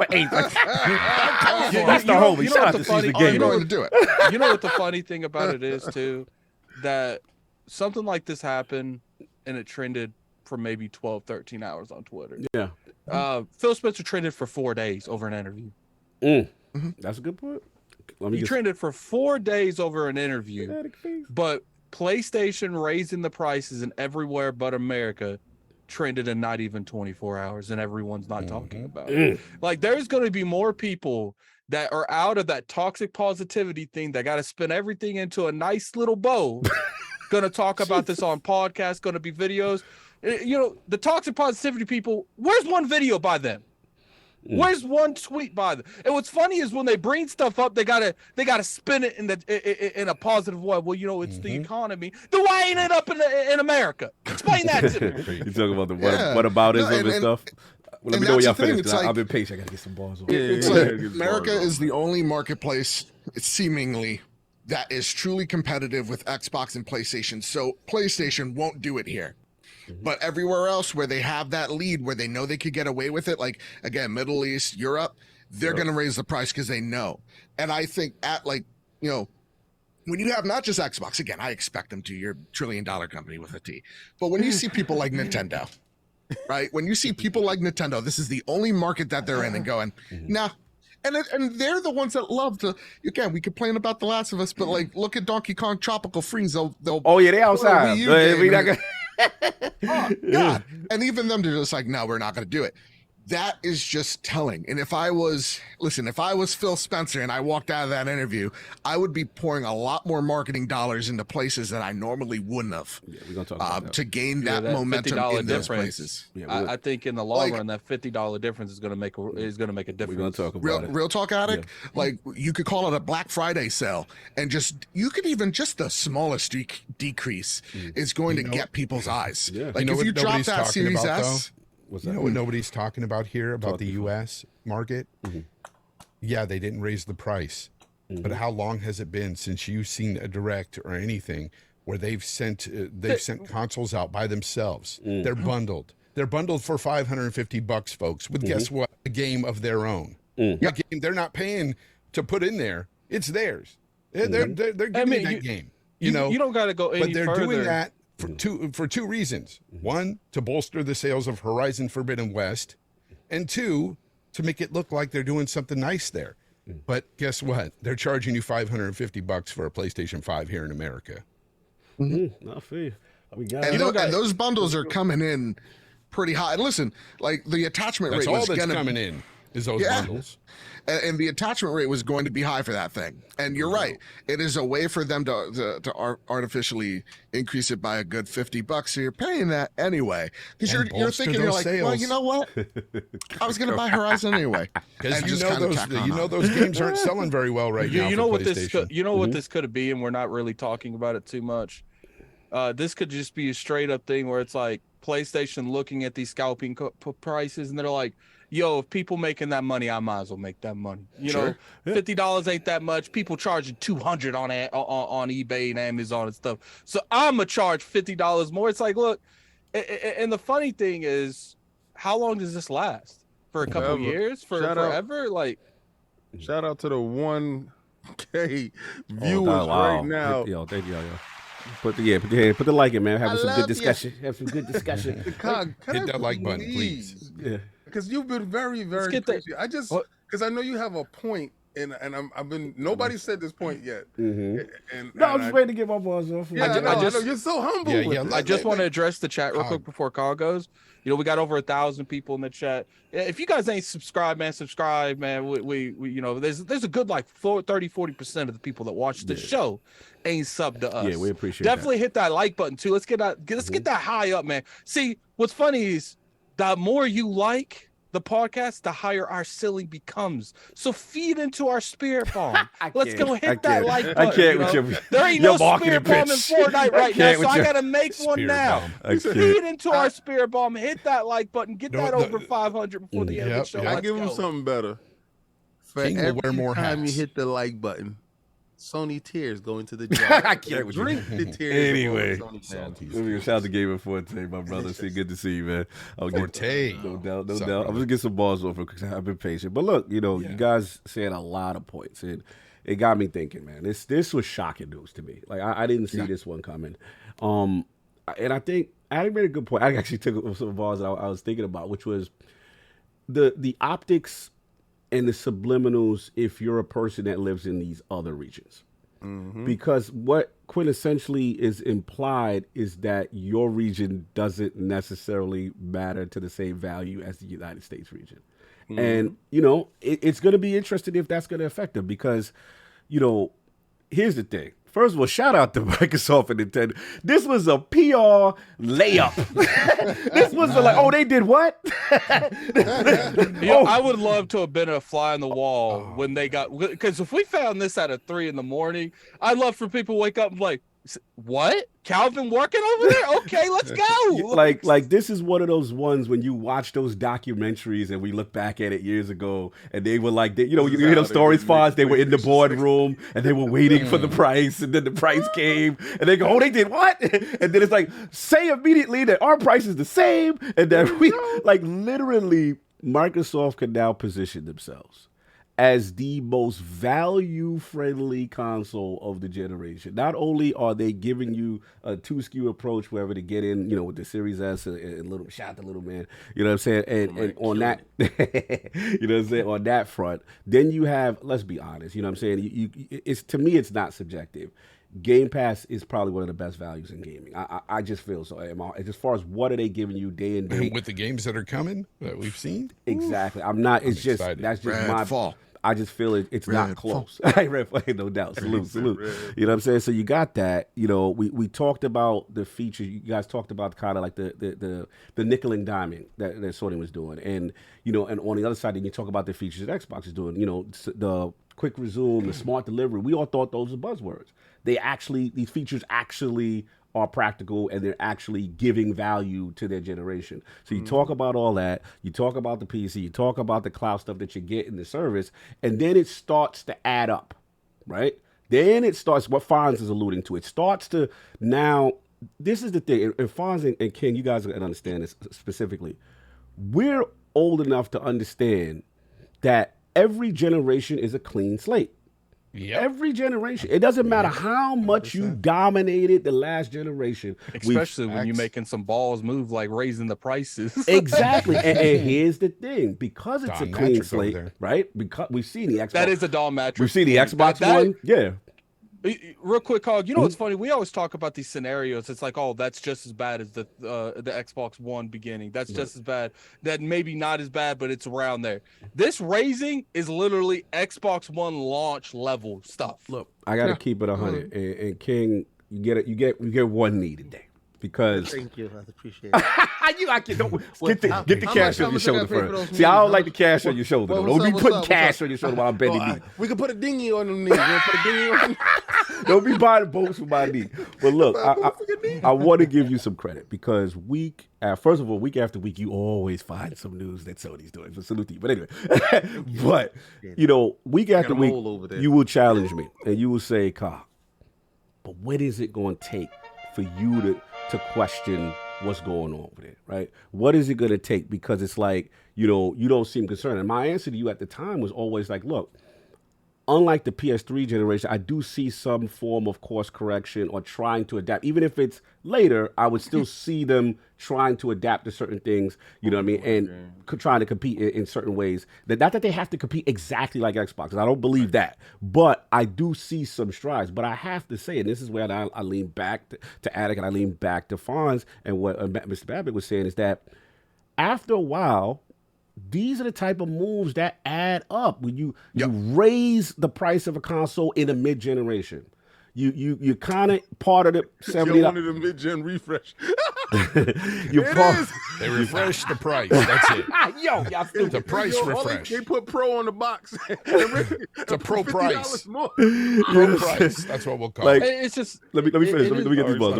And it's like, you know, you do that. You do the price. It's $70 game. Then the bad messaging about, you know, generations and what your true intentions are with a console. Then you're remaking remakes. And then this list starts to get bigger, right?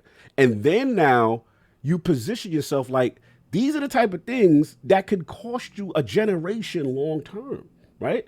These are the type of things, because we all have it. We all admit, people can say, yes, Sony makes some of the best games. There's no question. There's no denying. A God of War trailer drops right now. The zeitgeist is back to where they needed to be, and it's a new state of play. I get it. But if you look at it long term, right, and your competitor is literally attacking all your deficiencies and have the war chest and capital to stay in the mix with now software studios and games that we expect to come, now it starts to change the conversation. And that's why I'm a little concerned for the first time, because it's like, if you keep, at some point, it doesn't matter how much cachet you've earned, you can lose that. You can. We've been One here. can argue that saying they're already starting to lose. Right. So. We've seen the Nintendo Wii, right? One of the most dominant consoles, whether you like it or not, it was dominant. And then they had a Wii U. You know what I'm saying? Right after. We've seen these shifts. I'm not saying PS2 was literally the highest selling platform. Go to the PS3. Right. And I'm not saying PlayStation 5 is automatically going to the gutter, but I'm just saying, if you start to make a lot of these missteps, and it's death by 1,000 cuts. Right. And then now your competitor is perceived as the golden child of value. And at the end of the day, they're going to the gutter. Right. Sorry, I'm so sorry. No. Go, finish. Yeah, no, I was just saying that, the last point is just that we're going to have to see, because it behooves Microsoft now to attack this weakness full tilt.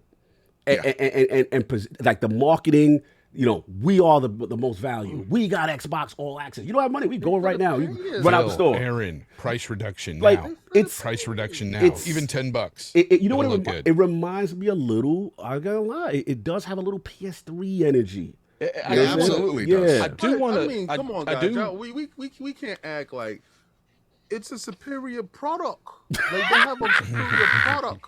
So we gotta pay. We gotta separate them, man. We gotta separate ourselves from them. How we do it overnight? Raise the price. Real quick, I do want to go around the table real quick, around the round table, and I want to ask you. Yeah. Is this feeling PS3 arrogance to you? Let's start with BadBit. Does Yeah, this absolutely. feel like PS3 arrogance? Absolutely. Okay, what are you, Forte? Yeah, definitely. King? Well, okay, Fonz. Of course. I'm gonna say this is a little bit different. Is this King speaking or is this Sony speaking? Texas Sony division. Let me tell you why this is different. Yes. Sony told you in the beginning of the PlayStation 3, you need another job. These dudes waited for you to fall asleep at night with the product in the store. And tomorrow you got to put in more work hours. You know what's sad, King? Imagine the people that's been saving up for 6 months to buy a PlayStation 5. They got to save Finally more. about to get out that next paycheck, and then they wake up to, oh, it's about to go to $550. Well, man, I gotta wait another whole paycheck. Like, Yeah, well, that's the PlayStation tax. You want the superior product, right? How you gonna be superior product and you do the inferior things? You do. It's nuts that little man is pushing y'all to the brink. This is what happens when little man beat y'all silly. Y'all get delirious and y'all start raising prices. Little man is boxing. It's all little man? Silly.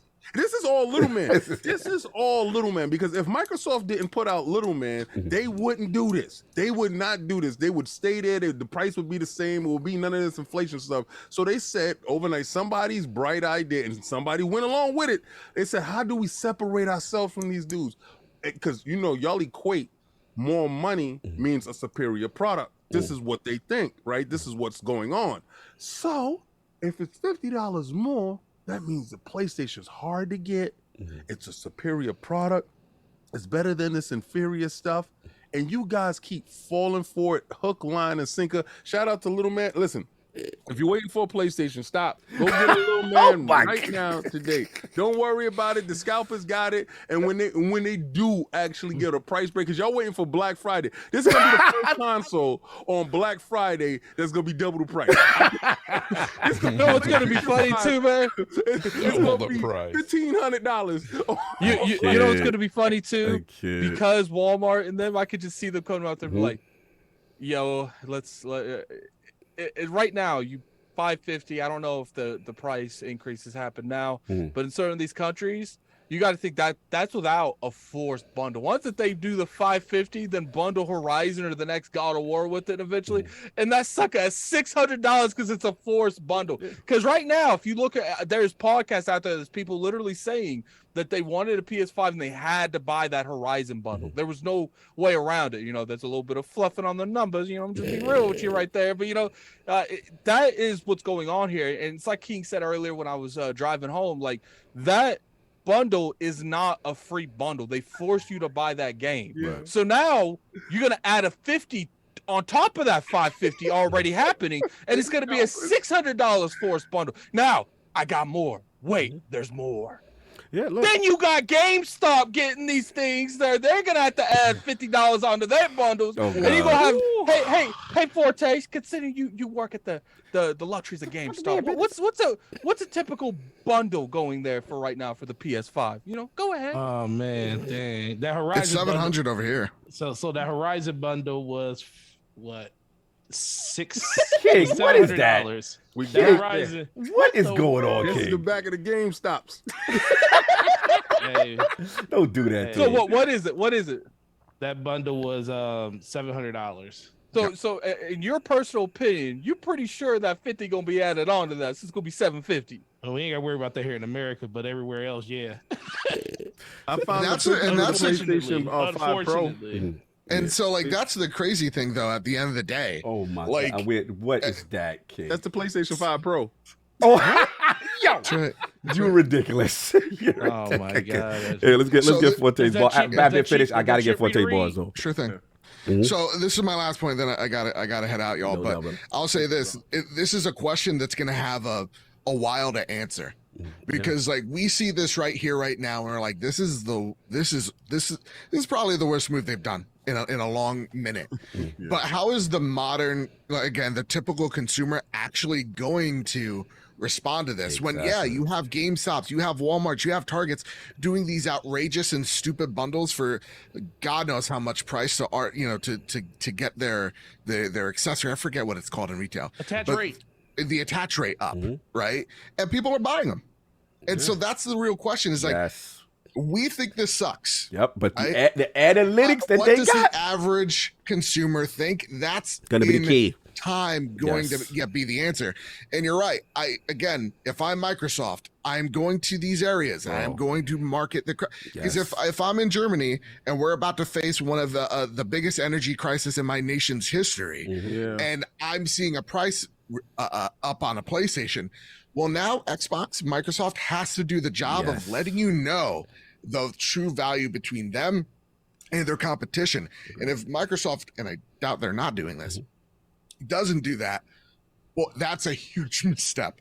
But to me, at the end of the day, it's gonna take a little bit of time to find out if this actually hurts them, or is this all hyperbole? No, that's a great point.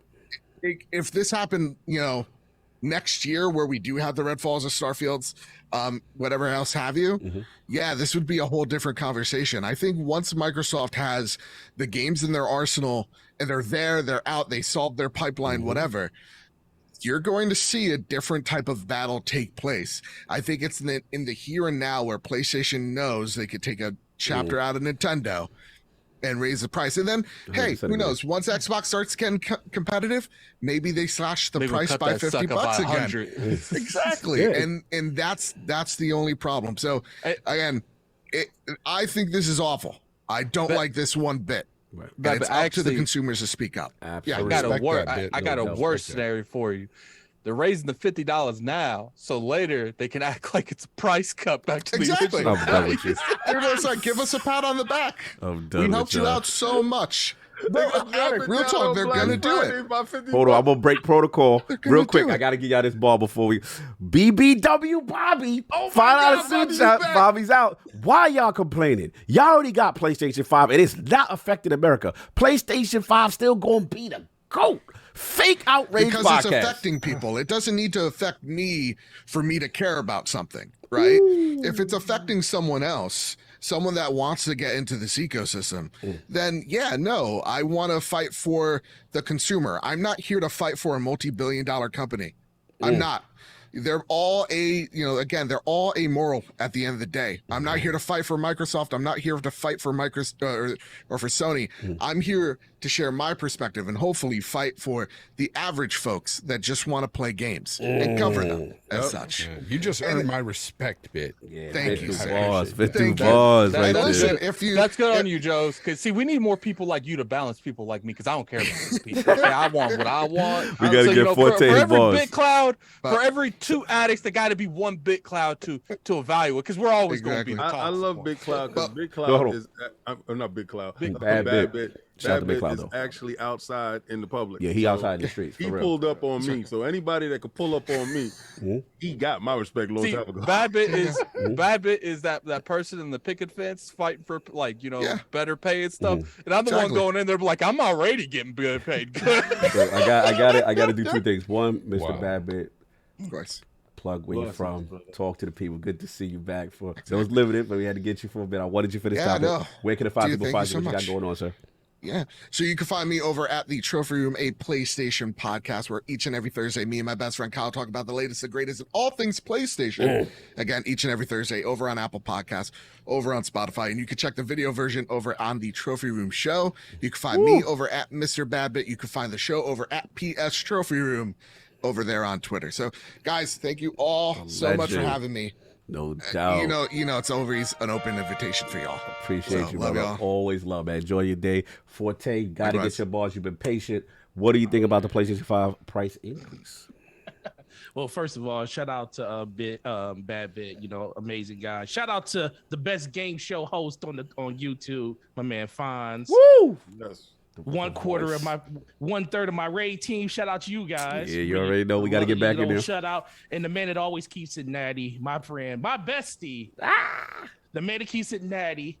Hey, King Boo Boo. Hey, Forte. We did that live, baby. Doing it live. Oh, Lord. No, They don't even know the genesis of that. But as I lay here in this money, talk.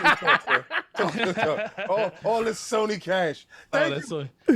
Bobby, keep paying. You know what the problem is? That Sony cash looking a little white. They got to bring some of that green back. Oh, So man, that's what's listen. going on. You saying my money looking funny in the light? Look at King. Look at I like how you said that. That's King Rack right there. King was like, "This is the you saying my money?" I feel like Tupac when he was in the tub.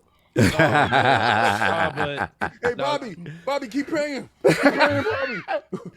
We like how you pay. We dominate you. Don't be saying that. Don't be telling.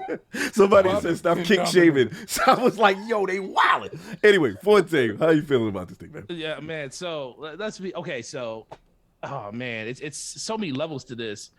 Especially there's being levels to this. There's levels to this, man. Especially being, you know, just because we're not affected by it doesn't mean we don't have a place to actually put our opinion on stuff like this. Because you know, no, it's definitely not. Because guess what? Sony in the what was like a thief in the night at 2 a.m. in the morning in America was like, you know what? Who's the biggest multimedia market that will literally have the biggest problem with this, even though it won't affect them, but they're the ones that's going to take the narrative to a whole nother level. Right. Oh, isn't that North America?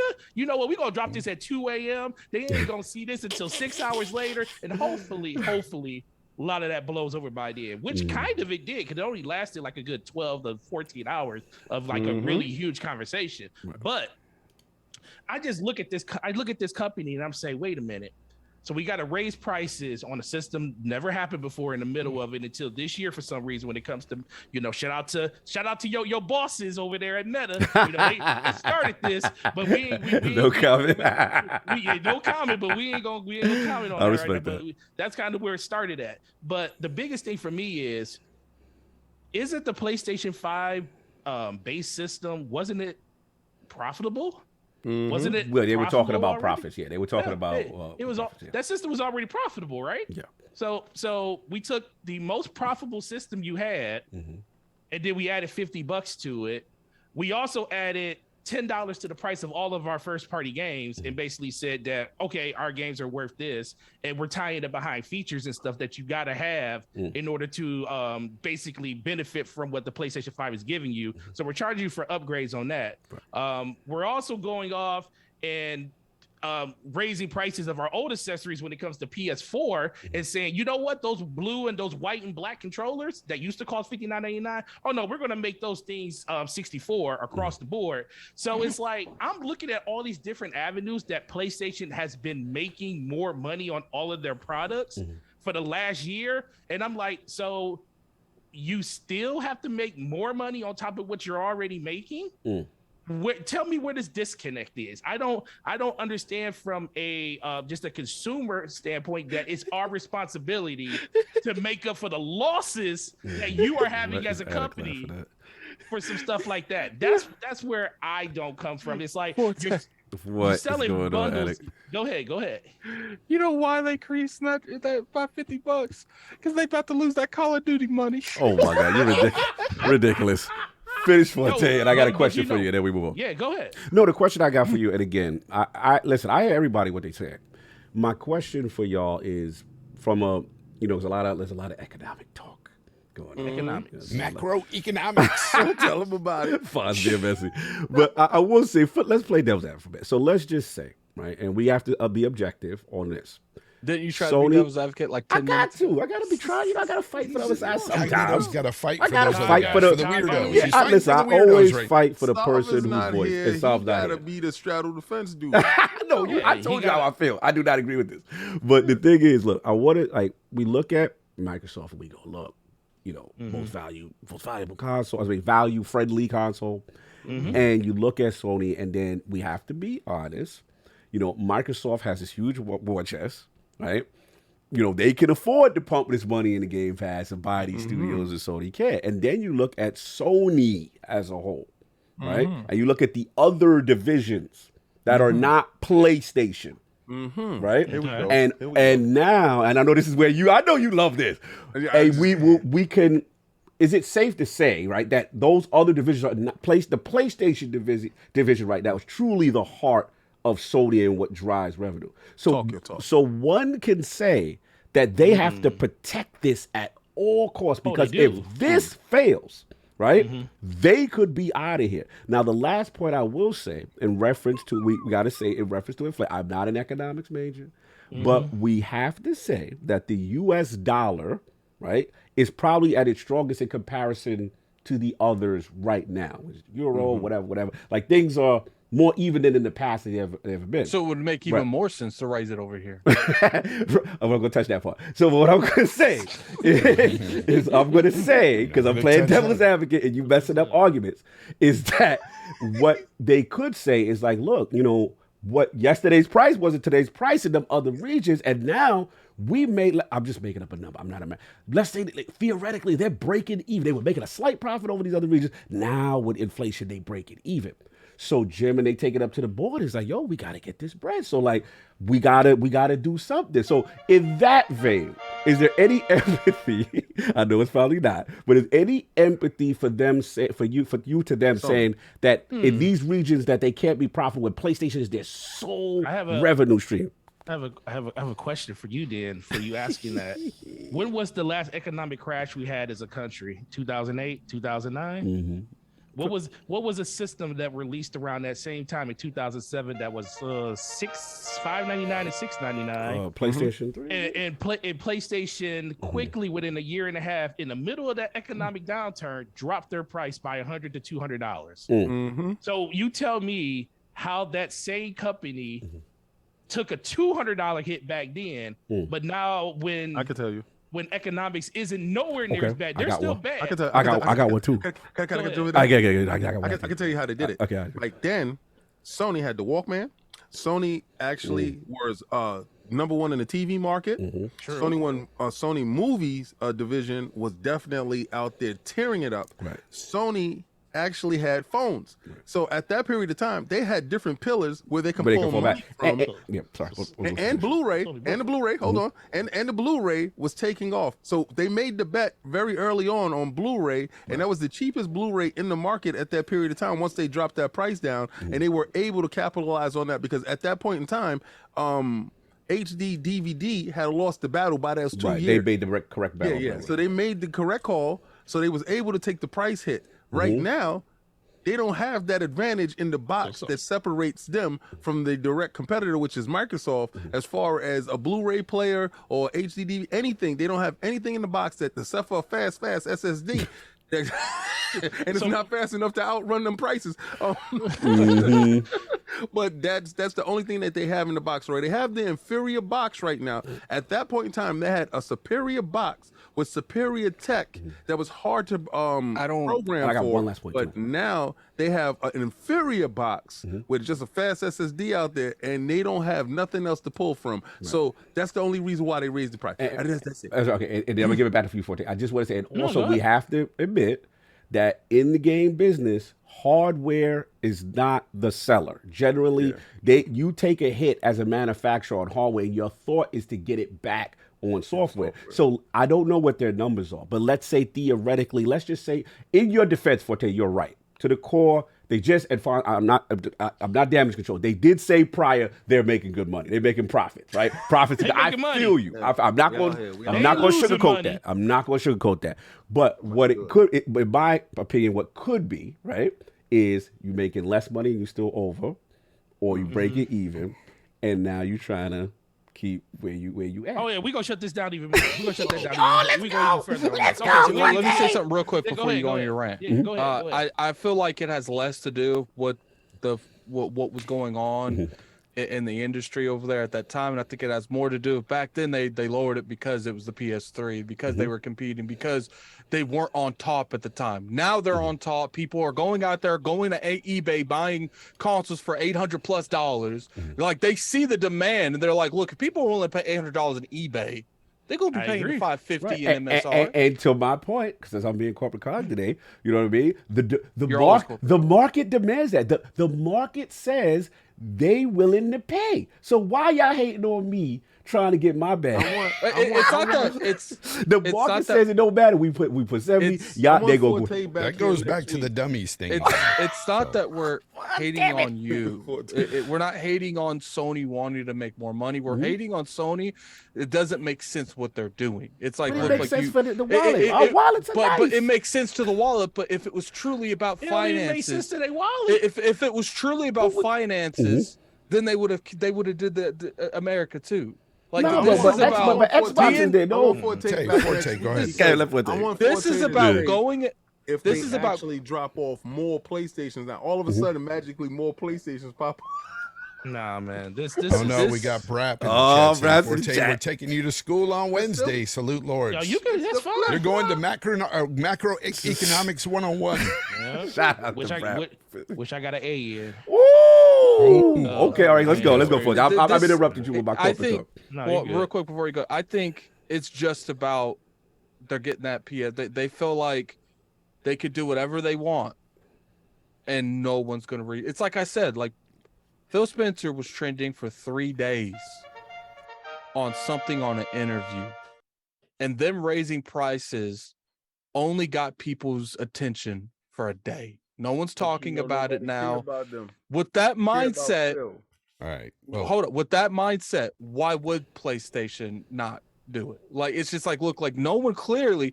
You don't see IGN. You don't see none of them talking about this I already told anymore. You earlier. It's because dummies will pay for it. It's that simple. People are going to continue to pay for it. We know that. Yeah, we know. You got all these people that aren't bringing it up, so you clearly got a lot of media coverage in positive ways.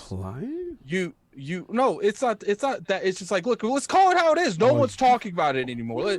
There was no videos made about this. Sony knows we are good right now. It don't matter what we do. We gonna do whatever we want, and you guys gonna bend the knee because we PlayStation. That's if you want God of War in November, you paying that extra $50. Are you implying that their influence as a market leader is affecting people to criticize? Is that what I'm applying they're on drugs right now. That's what I'm applying. You know, like they think they could do whatever they want, but guess what? Nintendo thought they could do whatever they want. It took them a whole generation to fix that. No doubt. PlayStation thought they could on the PS2. Took them a whole generation to fix that. Xbox was at the height of their power on the 360. Took a whole generation to fix that. You can sit here and go into these conversations with as much arrogance, and I see Brap and they supply and demand. You can say all that stuff you want. It doesn't matter what you sell them for. It matters on what is going to influence the market that you're currently doing on. And we thought the 360 was at the height of the power. No one guess what? The Xbox One destroyed the brand. It took them an entire generation to recover from that because they felt like they could do whatever they wanted to. Who did that for you? Addict. But you know, Dominus Maximus Aurelius. And you know what's funny? You know what's funny? People want to sit there and they want to talk about price matters. That's the reason the PS4 and Xbox One was like this. That $100 difference, Addict, it matters. But people are acting like $50 difference isn't mattering at all. It's always okay if it's on one side, but when you put the spotlight on the other, they're like supply and demand. We got to get this bull snap out of this chat because you guys are capping. See what you did, Brap? Be nice. Let's be respectful. Nice. Let's go Forte. Fonz and then Forte. Fonz have one quick thing, and then Forte can finish. Yeah. I got to get out of here because I got to. Oh yeah, you got to show Game Talk Live. Yeah, I got to get stuff ready and everything. But before I go, just really quick, I wanted to say that about this situation. Yes. Cognito, to answer your question earlier when you were asking, Forte and us basically about, would I have any empathy for the company because you're not making as much money or you're breaking even? Hell no, I ain't got no empathy for a billions of dollar corporation. I don't give a damn. I care about my own damn wallet. I'm a consumer. Right. At the end of the day, I care about my price, not your price. I don't care what you're making on the bottom end. I care about where my wallet is going, what I'm paying for. And that's all anybody in this audience should care for. You shouldn't care about macroeconomics. You shouldn't care about their wallets. You shouldn't care about any of that stuff. This is why I argue with you, Brat, by the way, respectfully. I think you defend it way too much, buddy. Way too much. These corporations are making hand and fist money over, just crazy amounts of money. It's insane that people would defend this stuff. But I'll say this. Just to touch on a little bit about what we were talking about earlier, them trying to get into film, TV, and do all this other stuff because they have those divisions to do so they can take some of these popular IP and try to gain an audience somewhere else. I get that. But feed your gamers. Feed your gamers first. Hungry. We don't need to be feeding another medium. We need to be feeding gamers. You are PlayStation. These IP are PlayStation games. Create these sequels that people want, not TV shows, not films. And if you're going to make these films, make it to where, what do you call it? I'm sorry, somebody just walked in. You good. But if you Somebody walked into the arcade. But if you, exactly. But if you make these films and stuff, you have to continue to feed the gamers. I'm sorry. It's just, you have to do that. And there's one reason why they want to make these movies though, because it's quicker money. These movies only take 1 to 2 years to make. Yes, they are very expensive to make, even more expensive than some of their games. However, the profits return quicker.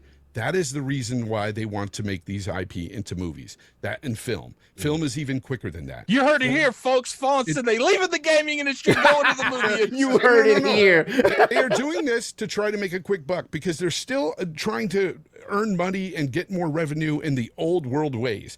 They want... That's right. Sony right now is begrudgingly moving into a different space that they don't want to in this industry. So they're trying to get to grasp at other avenues that they do have and make more money there, like their business with the film and TV. But they don't want to be moving into this service-based stuff. They're being forced to. That's the way I feel that it is with them. That's why they don't want to put their games in their day and date and all that stuff because number one, they can't afford it right now. But number two, they don't want to really do this right now. They don't want to do it ever, but they know it's kind of inevitable. So they've got to be making money wherever they can right now. Sony is worried. I don't care what anybody says out there. Sony is worried. That is why they didn't raise the price here in America, because Xbox is real competition here in America. Sorry, it's just the way it is. That is one of the reasons. And it's a lot of their market too. So that's why I said if it was really about inflation and finances, they wouldn't have cared. Look, we're still doing good there. Let's raise the prices. They looked at, let's raise it where we can. That makes sense. Where we won't get too much. The key distinction for y'all is the U.S. exclusion. Because to me, if it was about inflation of money, they wouldn't have cared. Like, look, we got to survive. That's what this is about, surviving. This doesn't seem like it's about surviving. This seems like, what can we get off on the braps of the world and make money off of? Be nice. You know what? Somebody in the chat said that Uncharted didn't make money. No, it did. Uncharted only cost $120 million to make, which is a lot, but it returned $410 million at the box office. Who knows what they're getting from Netflix? But I'm just saying, it's quick cash for them. It's easy to make revenue for them like this. And if they take strong IP from their games division and make them into movies, they can turn a profit. That's what they're looking at. I get that. I understand that. But feed your gamers first. That's all I got to say. Look, Fonz. I'm going to need you. Hold on. Let me get Fonz out of here correctly. You can find me at Fonz Gaming. I'll be doing my show in just a couple of hours with Colt Eastwood today. We'll be talking more about this stuff and other things as well. Gamescom, all that stuff. We're going to be talking about a lot of cool stuff. Don't talk about that dumb show. I'm a dumb show. I like that show, sir. What, Gamescom? Gamescom had a lot of games. That's a topic, so continue. All right. I'm gonna need you. Find me at Fonz Gaming. Fonz Gaming, brother. Brother. Hold on. Salute. Thank you for pulling up, man. And I apologize. The next time I'm in the Bay, when I have more time, here we link it, brother. So I apologize. I had limited time, he brother. Ignored me. He just ignored me. Fonz, give me the business. I got you, Hollywood. Guy Travis and go home. That was last minute, brother, but I got you when I come back. I'm gonna need you when you leave to go and put your redirects and put us as approved for you. No doubt. Fonz, thank you, brother. No Because doubt. I like to send, I like to send the podcast to you, but I can't do it unless you put us as an authorized redirect. Authorized redirect. Yeah. Forte, final point that we got to move on. Authorized redirect. No, yeah. I mean, the biggest thing for me is like YouTube it, baby. No, so the biggest thing for me, it mostly just comes back to I just don't understand the move. Yeah. I mean, I understand why they're doing it. It just doesn't make it right because they're King, making please so put much the money down. They're Like, making this so is- much money.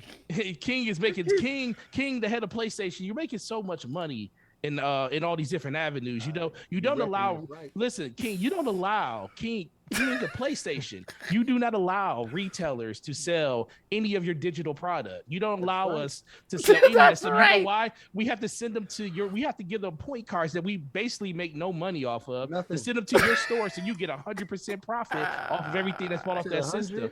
Guess what? You also just announced that over the last year, your digital to physical ratio just went up to 80%. So 80%. We leading the market. Listen, you had a 20% year-over-year markup over that. So that's profit. You don't have to buy manufacturing for cases. You don't have to pay for manufacturing of disc anymore. Wait a second. You don't have to do any of that stuff. You just have to have a person go to your marketplace and pay you $70.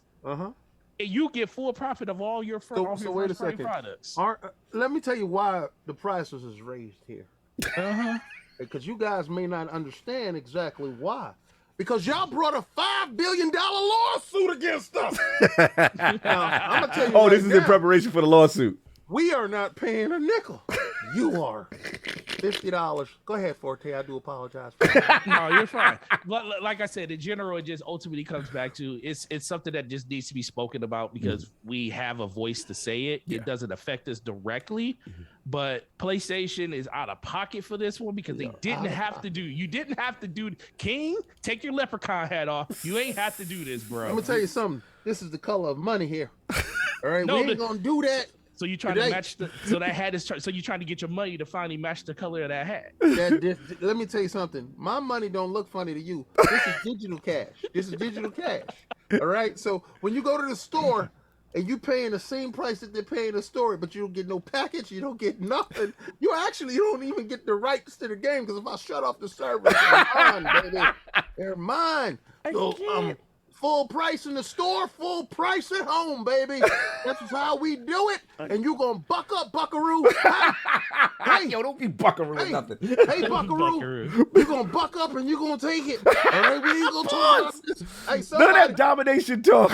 I'm gonna tell you right now, little Buckaroo. You gonna take it. You gonna like it. So, but King, what happens if I don't have the money for it? If you ain't got it, you can't play. Hey, this is pay for play here. All right?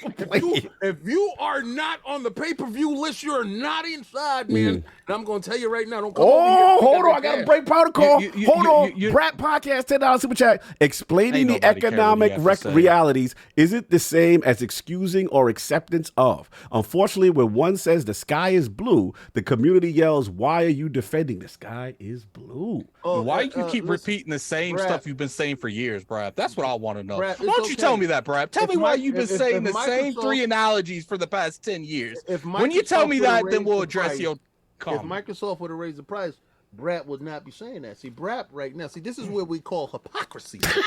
Let me tell you the level of hypocrisy.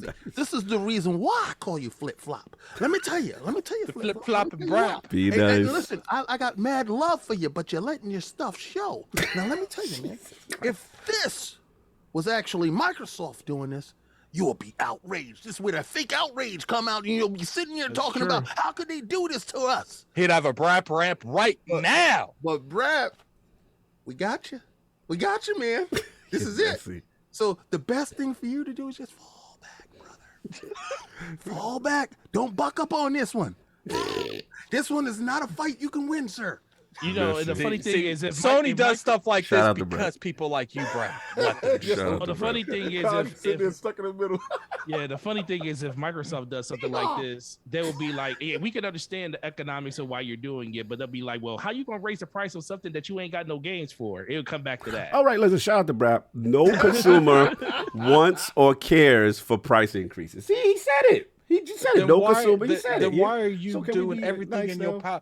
See, all I want to know, Brad, was there a Brap rant for this? I'm about to charge. Have you made such a big outlash with this? Because Phil Spencer, you've literally made like 18 Brap ramps over for Phil Spencer comments. Where's the rant for this? Where is the conversation around this? Where is the we got to talk about this is As a stupid. When society. Microsoft does something, it's an issue. It's on fire. The world's on fire. When Sony does something, Here it's we just go. business. That's what they had to do. Economics, I don't man. know what to tell you guys. Do No, you you guys know. know business? I know business apparently. So you know yeah. what? Definitely So no going business. so going forward, since Brap wants to take me to the carpet on Wednesday. You're going to So financial I'm announcing it right here on IOP for future notice. Mm-hmm. All of the transactions that Brap get done through me at my store that he likes to shop Oh, at. no. You know, although you know what, there is a $50 surcharge on all of those purchases. Oh, that's what we now. doing? Because the price of brick went up? No, you yeah. know what? You know Oh, my the prices just went up. You know, it's just hard out here. You know, my time is valuable. I gotta go to the post office. or the Inflation is up, UPS. or I his gotta requests? use a box and put Oh, my damn. money into shipping that stuff. You know what? The price just went up $50. Oh, I man. just, not just on one product, on everything I ship to you. So, just to let you know, sir. You're aligning your thought process with okay, so yeah. fair enough. So look, we're gonna move on and get off of this. So, Brap so stuff. not And- only and- Brad, oh, are you going to be God. paying him that extra money for that Sony wallet that you love? You love about Sony's wallet. Why don't you, the next time you see that representative that you have on the, just pass him a 50. Be nice. Just pass him a 50 because you got to be nice to that ecosystem. That clearly, something's going on we don't know about. So just pass that 50 when you buy that next PS5. Just pay them an extra 100. Sony good. You don't care. Sony good. Get them that extra $100. So moving on to the next topic, and super chats. Let's get those. Let's do that. Yo, Cog, I know this is your most demanding day, and I do apologize for being part of the messy Oh business. my God, y'all ridiculous today. Yo, Brap, you see what you did, Oh man? my God. Let's get these super chats. Showed. Oh, hold on. Shout out. Is that? Oh, I didn't even see that. I'm break protocol because I've never seen this super chat ahead. Is that next gen 720 with a 2-hour super chat? Brat wants to be me without this success. Oh my Lord, here we my go. God. This is shout out to my man. 720. You know what? already I know. support that message. Salute to everybody. salute here. you, Let's just be God. nice. Oh, free R. Kelly's in there. Oh, I got so super chats to get through. All right, listen, guys. If we can get up to 700 likes, Attic and I have something special for you guys this Labor Day weekend. All right, so look, 700 likes. Just hit that like. 700 likes, man. All right, Neither cool. 700 likes or 15 members. Either one of those. All right, I'm gonna have to read some of them again because I don't know where I had stopped off. So last I remember was Donald Taco, the king and his loyal servants. Xbox podcast definitely gonna be fire today. $5 super chat. Chaos Actual $5 super chat. SEI. We know things are hard for you, and we're here to add to it. Jayhawk $5 super chat. Hey now, no kink shaving. You talking about the dominating tour. We may never relate to the pleasure a Sony fanboy experiences from being financially dominated, but it's not our place to. Oh my God. Flame $5 super chat. To the people who live in the U.S. and own a PlayStation 5 already, please do not speak for the detriment of people living in countries this is affecting. Thanks. Don Otaku $2 super chat. Not only is the box unstable, the prices are too. Wow. Yeah, that's crazy. That was balls. Hargeet Shadi $10 super chat. Xbox does well as Canada as US, so the idea it's about Xbox's market performance in the US may not be true. I think it is more about the narrative. When we talk about prices, it's always in the US. Interesting. Crazy Horse $5 super chat. You can only find PlayStation 5 bundles at $549 in the US. So technically the prices are up in the USA. Forte, is that true? Yeah. With the bundle? Yeah, they are. That's the bundle. Oh, I didn't know that. Bundles. That's Yeah, what I they- was just they fought saying. some Like people right now, who the own only Horizon. bundle you can find is the Horizon bundle. Oh. They have Oh. artificially raised that. didn't know that. Obviously they want to fluff them Horizon numbers too. They want Yeah. to get a couple million. I on didn't know that. And But you when they can't find go and that talk digital about system numbers either. in the next 2 years, they say Horizon sold 10 million because 7 million people wanted to get the console. Are you talking about the same thing they did with Spider-Man Miles Morales when they said that every PlayStation? You mean every game that's Every- sold? God of War did it. They did it with Uncharted. Which Xbox did it plenty. They did it with Gears of War 5, Gears of War 4. They did it with a few games. But it's just like I will call out Xbox for their nonsense. It's like, look, like you did what you did to get those numbers up. You didn't really sell them because I got a Gears of War 4 and I sold it. I didn't play it. I already had the game. But it's just like, I will call that out. It's like, look, like that game sold well, but those are a little fluffy. It's a little fluffy. It's not exactly sales. Like, but it seems like when it comes to PlayStation, people just want to act like they legitimately sold 10 million plus of a game. No, there's probably 6-7 million of those on a bundle. That's the reason that they went up, and that's probably why Jim Ryan says, what? What does Jim Ryan say? Yesterday's price is not today's price. What else does he say? Time. I got to read these super chats. He says, you're not enough. Here we go. Solve, I miss you, brother. Oh, my God. Tyson, Boo Ha Joe, Australian, $7.99. To play Call of Duty online on a PlayStation 5 will cost you over $1,000 in Australia. When COD is on Game Pass with a family plan and Series S, it'll be half that price. Value. Salute to Australia in the house. I'll get the next one. I got it. Let me get it. I got it. Free R. I'll take the one after that. Take the one after that. Free R. Kelly, $5 super chat. Kang, supply and demand. Sony moving PS5s like hotcakes. Keep renting on Xbox. Man, we got another brat follower up in here. That He supply said, and demand Kang, thing. supply and demand. Sony moving PlayStation 5s out here like hotcakes. Keep renting on Xbox. Stop trying to defend it, Kels. No, listen, Kels, I understand your time is limited and the fact that your money is limited. You got like 10 minutes so on the PC before they put him back to the back room. Man. Yo, I'm sorry, Man, Kels. R. Kelly, that kind of Jew that knows where all the blind spots are in prison. Wow. Time. In the yard in the dark. I'm dead. Moving on. Split difference, $2 super chat. Kels, don't start. And it won't be. Don't start none. It won't be none. You famous. Oh my God! Shout out to we got a. I'll read a couple. We was playing Street Fighter together. We got that game. We got a $2 super chat from Danny Passion official. Buying in a game exclusive content that sucks. I agree with him. I don't like when people do that. I prefer timed exclusives or full blown exclusives before you start locking sections of the game down to another console. We got a $10 super chat from Don Utaku. Next gen upgrades, $10. First party games, $70. Lesson subscription service, $18 a month. Late fee for not having a PS. Late fee. Yo. $20 to $50 a month. Sony demanding its fans to do nothing but praise. Priceless. I love Gameonomics with the $100, I forget, rupee. Sony actually saved me money by doing this because I ain't buying a PlayStation 5 anymore. I already have a PC. I feel that. I'll wait 2 years for the exclusives to get there.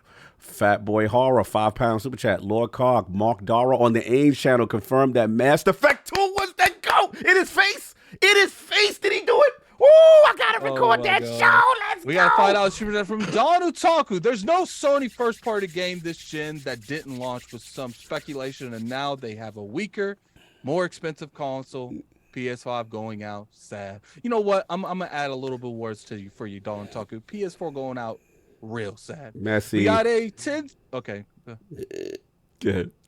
$10 super chat from Goat Doctor. Okay. We need to stop saying other companies started $70 games when it was Apple Epic when it was in the Apple Epic Doc. Sony asked them to raise to $90 and they said no way, it's too much. Sony asked for this. Okay. We got a $10 super chat from Hargit Shani. Good thing is that there is competition for Sony. Consumers win when fierce competition drives up value and drives down cost. About that, Harky shouldn't. Sony is doing the opposite, but is still being forced to add more value. We got a $5 super chat from Don Utaku, and we not going to talk about multiplayer game of the year, Splatoon 3. All right, we getting on Sony today. He ain't like that Nintendo slander that Mr. Bat was giving him. RG Viper X, $5 super chat. Series S is now $10 cheaper on Xbox website. Oh, wow, I didn't know that. Right now, Sony just lost this generation. No PS6 after this. No doubt. Raiden Blade, £5 super chat. My girl had no interest in Halo. She watched the TV show and hungry for more. She is playing on my account. The more games that Jumps movie opens up to the fans. Yeah, that's true. No doubt. Raiden Blade again, £5 super chat. King, my bro. Anyone champion the price hike are brainless, have overdosed on that PlayStation Kool-Aid. It's too late for them, and the IGN and Kotaku are hiding. Okay. Let me get something real quick because it was deleted. The wise old gamer had a $5 super chat. It said, "My super chat should have been, I got a second job for for my PlayStation 3. Do I need a third job now?" Jesus. Did you accidentally delete that, or did a mod delete your super chat? Tell us what happened. Tell us that in the comment section. Don Otaku, $10 super chat. Stop comparing Sony to Nintendo. When the 3DS was failing, they dropped the price and gave early buyers $20 games for free. Iwata cut his own salary 50% because the Wii U bombed. They're not the same. Everboard Saga, $2 super chat. But microeconomics. Oh my God. Jesus. We got a $5 super chat from Alvin. Yeah. Horizon Forbidden West is on its way to being the most fraud alert 20 million seller in history. You know what? I think you're on to something, Alvin. I think you're on to something. Messy. Augusto Zanco, Brazil, I believe, 15. And Game Pass and Series S is the best value in gaming right now in Brazil. Wow, salute to Brazil. The premium consoles, even if converted between real and dollar, it's 908 U. Wow, I hope that's not $108. For most Brazilian, the cost of consoles and games is unsustainable. That is huge. Shout out to Brazil for giving us some info there. We got a $2 special from God's Hitman. Bang bang. He's not my hitman. He's God's. For the Lord. Make sure you like and share this podcast. Yeah, please. much You love. definitely hit that like button. We got over 1,000 people in the chat. Salute. Hit that like button. Let's get that over 700 Fonz. I see you in the chat. Make sure we on your redirect list. That's all I'm saying. Wait, you got it? Yeah, Raiden Flave with the 5 super chat. I don't know what currency that is. Let's talk PS5 digital. Let's talk PS5 digital. Did make less than 100K when then start making them. Telling you all this, if COD lands on the Switch, PS5 gen is almost over. I told you that is a good point. I have never seen a digital in person ever. I'm sure Forte has. Forte, just out of curiosity, how many digitals come through GameStop, like new and used? Say that one more time. You broke up. How many digital PS5s come through GameStop? Your GameStop, digital or used? Shoot, way more of the physical one. Would you say it's like a 2-to-1 kind of thing? Like 3-to-1, 4-to-1. Oh, God. Okay. Let me get Bobby. I got you already. Dirt Griggity. I'll let you read Dirt. That's Dirt. That's the home. We got a $5 super chat from Dirt Griggity. I've never seen an adjustable rate console before. Jim Boy is making history. No doubt. Donald Taku, this really solidifies $5 super chat that Sony wanted to price the PlayStation 5 higher at launch, but Xbox went $500 first, and they couldn't go higher. He might have a point there. He might have a point there. Shout out $2 to my guy. You got this. Yeah, shout out to my guy, DJ Oros ILVK. Whoa. Hey, bestie. Salute. He always 5 super chat from Raiden Blade. Anyone in the chat supporting the hike is still a man child. Jeez, we are all gamers around the world. We are all affected so stop about the fake outrage. Selfish. You hear that, Brad? Time. DJ Oros, $2 super chat. Let's get nautical. Using that classic. Got a 5 super chat from Retro Rich. I love Sony, but I honestly feel like the fun's been drained out of the brand this gen. Microsoft needs to advertise better here in the UK with clear messaging. Definitely agree with you. No doubt. Splendiferous. Can't say this movie saw. $5 super chat. Forte looking like them price hikes on them PlayStations have been hard on him. Trying to sell them in the store. All the customers asking why they cost so much. Okay, you can read the next. Yes, I know. I got these. Shout out to Brap. $5 super chat. Forte, we take you to school on Wednesday. Salute Lords, no doubt. Raiden Blade, £2 super chat. Sony gets acquired. Goodbye, Spider-Man and Wolverine. Oh, okay. That's not true. Brap, $2 super chat. You now have an F, Forte, for this Wednesday show in the thing. You muted. Don't you love how he tells you, Forte, someone that works in the industry, how the industry works? Forte's muted, but he's doing something. Raiden Blade, £2 super chat. Hike lovers are Kool-Aid drinkers. Drink up. I'm assuming those are horses emoji. Brad podcast. Shout out to Brad. $10 super chat. Explain. Oh, yeah, I read this one. Explaining economic realities isn't the same as excusing or acceptance of. Unfortunately, when one says the sky is blue, the community yells, "Why are you defending the sky being blue?" We got a $2. No, go for it. Oh yeah, I'm back. Okay, you get the F. Brad said you get the F in economics now. Oh yeah, I told him I already passed that. GSD getting stuff done. Sony sounds like TV. Wow. $2 super chat from Raiden Blade. Yeah. Brap is the Kool-Aid drinker. Drink up, bro. No doubt. Wow. See, Brap, I tried to tell you. $2 super chat from Next Gen 720. Shout out to Zion. Brap wants to be me without the success. Wow. Yeah, we said that. All right, so are we all the way caught up? I think because that was No, we are we not. Oh God. nowhere Oh near caught up. God damn. Okay. You got to refresh. Sorry. All right, you help me on a refresh. You help me on a refresh. I will get the and then I'm gonna catch up.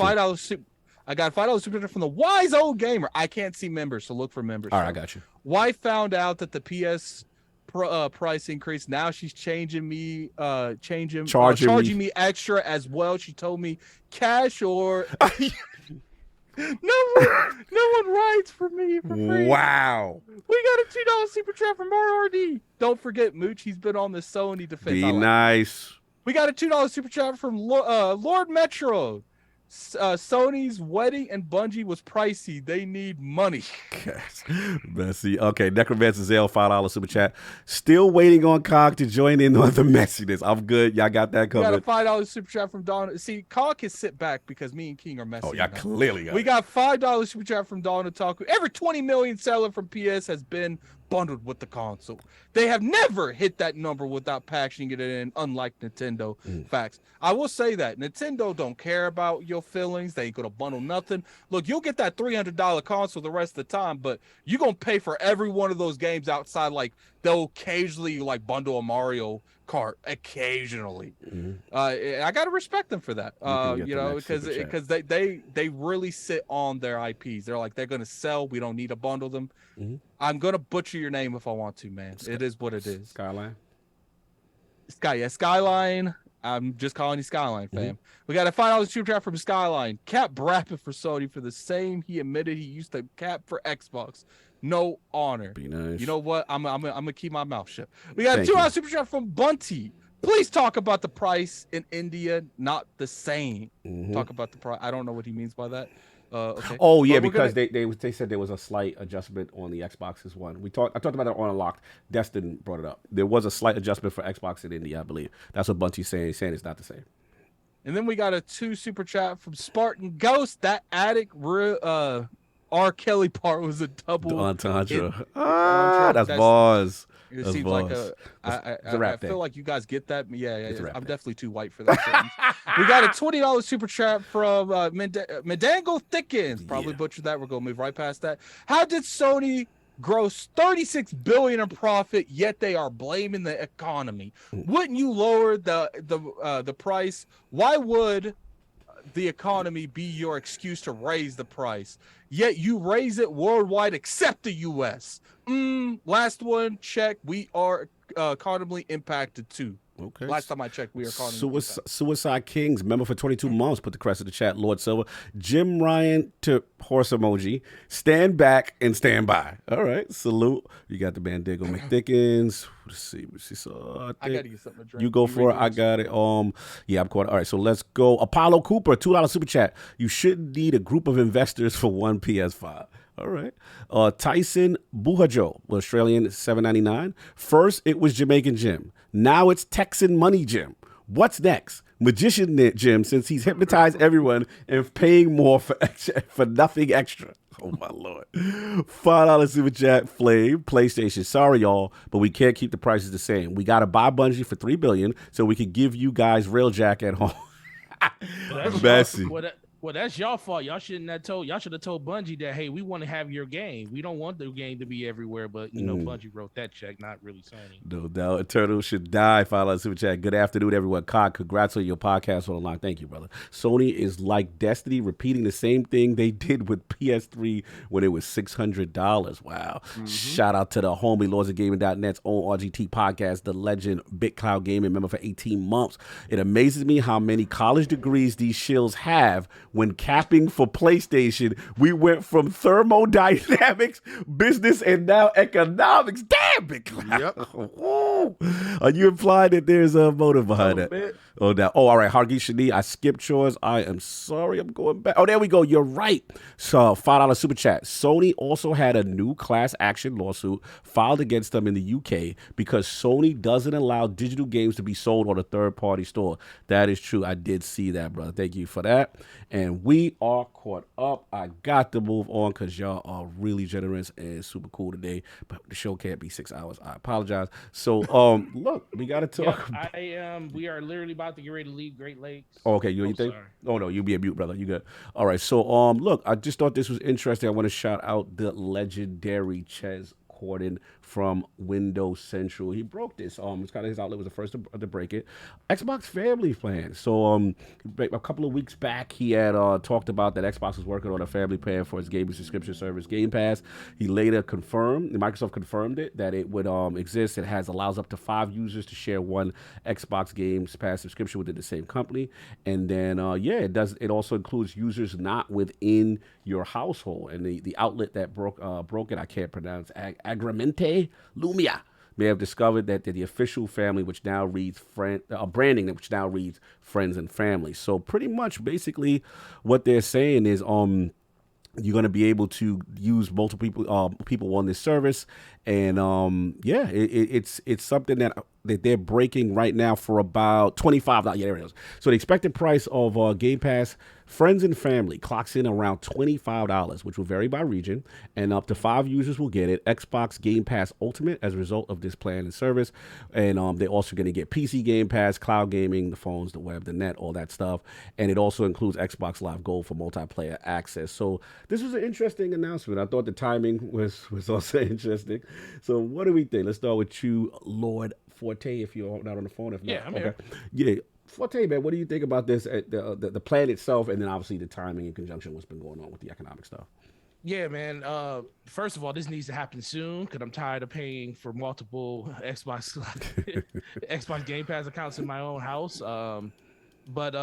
It's real interesting that the timing of this, how it actually happened and stuff. Mm-hmm. But this is just another way of Microsoft just trying to bring value to everyone else. When everyone else is like raising prices, they're saying, no, we're trying to find a way to give you more for less money. And I mean, that's one of the staples of being a $1 trillion company that makes their money in so many different places that they can find a way to get back to their community. Now, let's don't get it twisted. This ain't gonna be something that's gonna last forever. Sooner or later, this stuff is gonna go up. But I always look at this as a great selling point to get people into the ecosystem. Yeah. And then once you get you hit that max number that you're trying to hit, that's when you start, incrementally raising prices and stuff. And I think everybody kind of understands that. Nobody really complains about their Netflix account being, well, some people do. I did. 20. I definitely complained about it hitting 20. I didn't care when it hit 14. I didn't really care when it hit 15. $20. But when it hit 20, I was like, yo, what's really going on here? That, I said, the only thing that saved them for me is the fact that I literally split that with somebody, my little brother. So it's like, it doesn't hit me all the way, but everybody's not in that situation. So as much money as I can get back from the things that I enjoy the most, which is gaming, is always an amazing thing. So this can't happen fast enough, but it's very interesting how all of these different things align themselves. As you hear bad news somewhere else, you hear good news somewhere else. And that's how it was all last generation. Whenever Xbox made a misstep, PlayStation was right there with the shovel. They was with the shovel, like, okay, we about to help dig this grave a little bit deeper. And what's going on right now? PlayStation's over there raising prices, and then you got Nintendo coming out saying this. You got Xbox coming out saying they doing this. When the whole regulation thing started happening, and PlayStation was saying we need Call of Duty, and all the rest of the developers was like, that don't affect us. You mean when Sony was snitching? Yeah, when Sony was out there snitching, everybody else because you got to say how they did it. They snitched. Oh my god! So it ultimately all this stuff comes back around, and Sony. It's like I always tell people this: Sony needed somebody like Jim Ryan. Because Jim Ryan righted the ship, and we can't take that away from him. He took one of their worst performing areas of PlayStation in the European market and made it the most profitable. Yes. At the detriment of the Japanese market. At the detriment of the Japanese market. But the biggest thing is, I said, listen, he is now he is the head of PlayStation now. Mm-hmm. He is a money motivated individual that's going to make money motivated decisions. That's why you're getting your games on PC now. That's why you're seeing price hikes and stuff like this, because no matter what happens, PlayStation needs to be profitable. Yep. Right. So when you contrast that, and we always talk about with Xbox, when is the avalanche going to fall? When is that avalanche of all of these games releasing on the platform? When is that avalanche of just the value proposition where you literally have to make a decision like, do I want to pay $70 for a Call of Duty on PlayStation, or do I want to just get Xbox Game Pass, not only for myself, but for my entire family or ecosystem of gamers that I like to play games with? Maybe I want to get all of my raid teams on my actual my family plan, so I can say, yo, this is the raid team family plan. All of our games are paid for. We good. Maybe that's something I want to do, and then that just brings more value to the ecosystem, and it makes Microsoft stand out even more. So that's the thing that I take from this, but it ain't looking good for everybody else out here, especially when these games start releasing, because Uncle Phil, he out here making moves, and people keep saying that he been letting people down, but the plan has always been fix the ecosystem, fix the system, fix Xbox Live. Now they're working on the games, and the games we know are coming, but they still have some background stuff they need to do when it comes to the overall ecosystem of their services, and that's what they're rounding into form right now. No doubt. And I think that's why I got to see the games. Like, people will sit there and say, oh, you know, it's been years, and to a point I agree with them. It's been years since we've seen these games, and you know, I do feel like we should have seen something from them, even if it was like, you know, small increments of gameplay. But I can't go in until I start seeing the results of these studios. Now, when we start seeing the results of the studios, that's why you don't see me going too much like management issues. I feel like some studios need to be on a corrected path, but I don't think the management of Xbox is in a bad place. I think right now you got some studios being little rebels, but I think for the vast majority of the stable works correctly. Now, once we start seeing the games, if we see the next Obsidian game and Avowed isn't where it's supposed to be, then we can have a conversation. If we see, you know, Ninja Theory and Hellblade 2 isn't where it's supposed to, then we can have that conversation. But I feel like we can talk all we want, but we've already waited how many years? 4, 5? Might as well just wait the extra year and a half till we actually start seeing the Starfields, the Avowed, the Hellblade 2s. After those, then I'm up to having, should the management change? Right. No, I feel you. Real quick, I do want to AKW, thank you, brother. He took, I guess we missed Mandigo McDickens. Shout out to him with the $5 super chat. He's reading the super chat that we missed. With the PlayStation 5 increase, Jim Ryan told the Sony fan base, try to relax your... Oh, wow. Okay, certain body part. Shout out to, oh no, it's Alex. Salute. You already know. Lord King. What are you thinking, man, about this family plan? Yeah, the timing. Well, Microsoft heard that Sony was raising prices, and they've been trying to do it. They raised the game prices, and they've been charging you nickel and diming you. They put haptic feedback and all this other stuff, and surround music, ear stuff, and then they charge you for it. The SSD, and to get an SSD, you have to buy SSD, and then you got to rip the wings off, and you got to slide something inside, and it's not slide stable, something and, inside. Pause. Yeah, well, the whole system is paused. The whole system is paused. It's hot, it's cold, it's what it do. They remove heat sinks, then charge you more. Well, Microsoft said, well, we made a ton of money, and let me show you, Sony, how you pass it on to the consumer. Thank you, Microsoft. I really appreciate that with this Game Pass Family Plan. Yo, this is how it falls right back on your neck. Right. You see? You sat there, you dudes was capping, and they changed the team leader. They changed the coach. And y'all sitting there thinking it's the same team. Now they running the triangle offense, and nobody in there play triangle. They hired Phil and put him on the Knicks. This is exactly what happened. Remember when they got Phil Jackson, put him on the Knicks, and we thought that we was gonna have Michael Jordan, the triangle offense all over again. It was the most disastrous seasons we've ever had as me being a Knicks fan. It was most destructive, and this is y'all. This is right now. So you got the money, man. He raised Europe and destroyed Japan. destroyed it, right?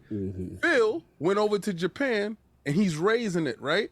So right now, the value is here.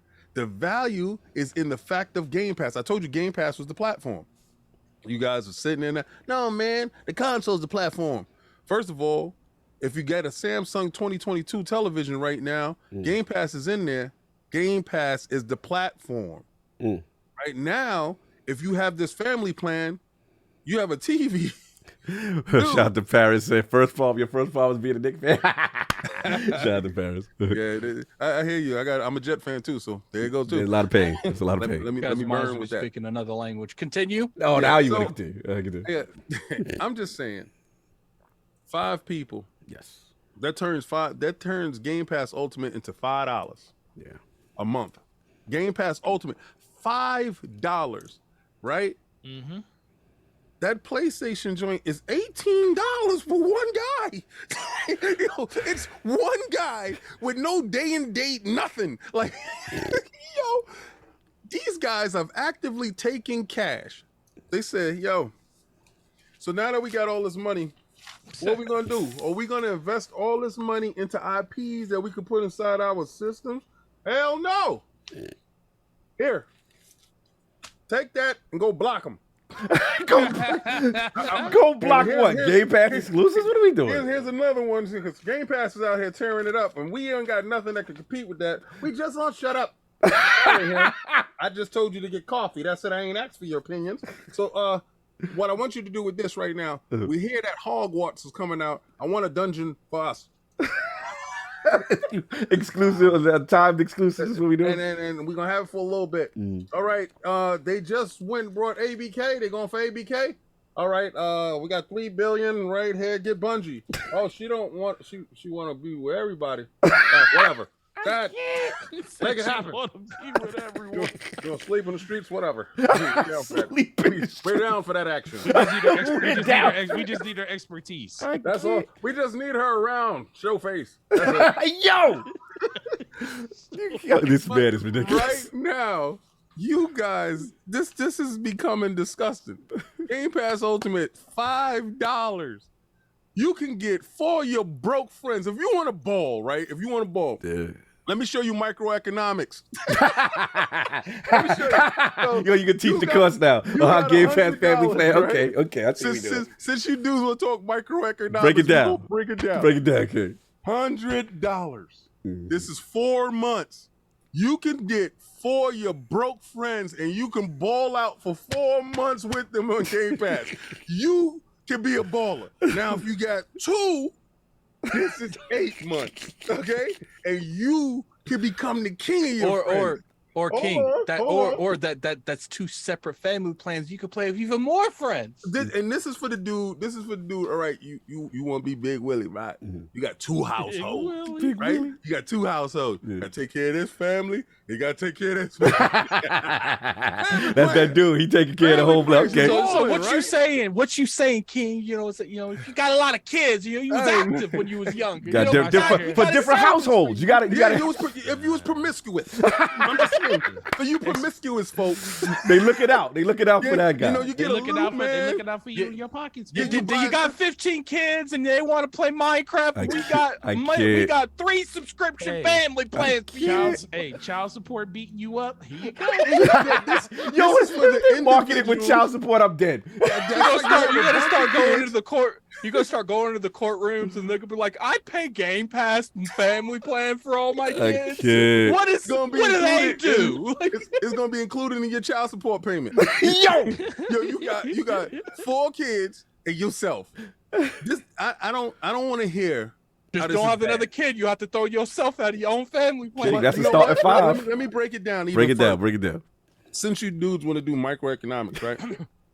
Sony raised it by $50. That's 8 months, right there. Excuse me. That's 2 months, right there. Because I'm still worried about these $100. I'm looking at this money. So what's the Xbox child support plan? Family Game Pass. So if Microsoft was to do that, y'all be going crazy. But Microsoft said, we're going to save you some money. Because in my household alone, I got 2 daughters, my son, and myself. That's 4 people on Game Pass Ultimate. That's $15 a person. All right? So, and I know you're gonna say, King, well, why don't you game share? Because I game share with somebody else, and I allow them to game share with somebody else. Right. So we're supplying it. We're supplying demand, right? We're supplying the demand for other people because financially we can afford that. But what Microsoft said was, "Yo, King, we understand your financial situation, and we're going to help you out."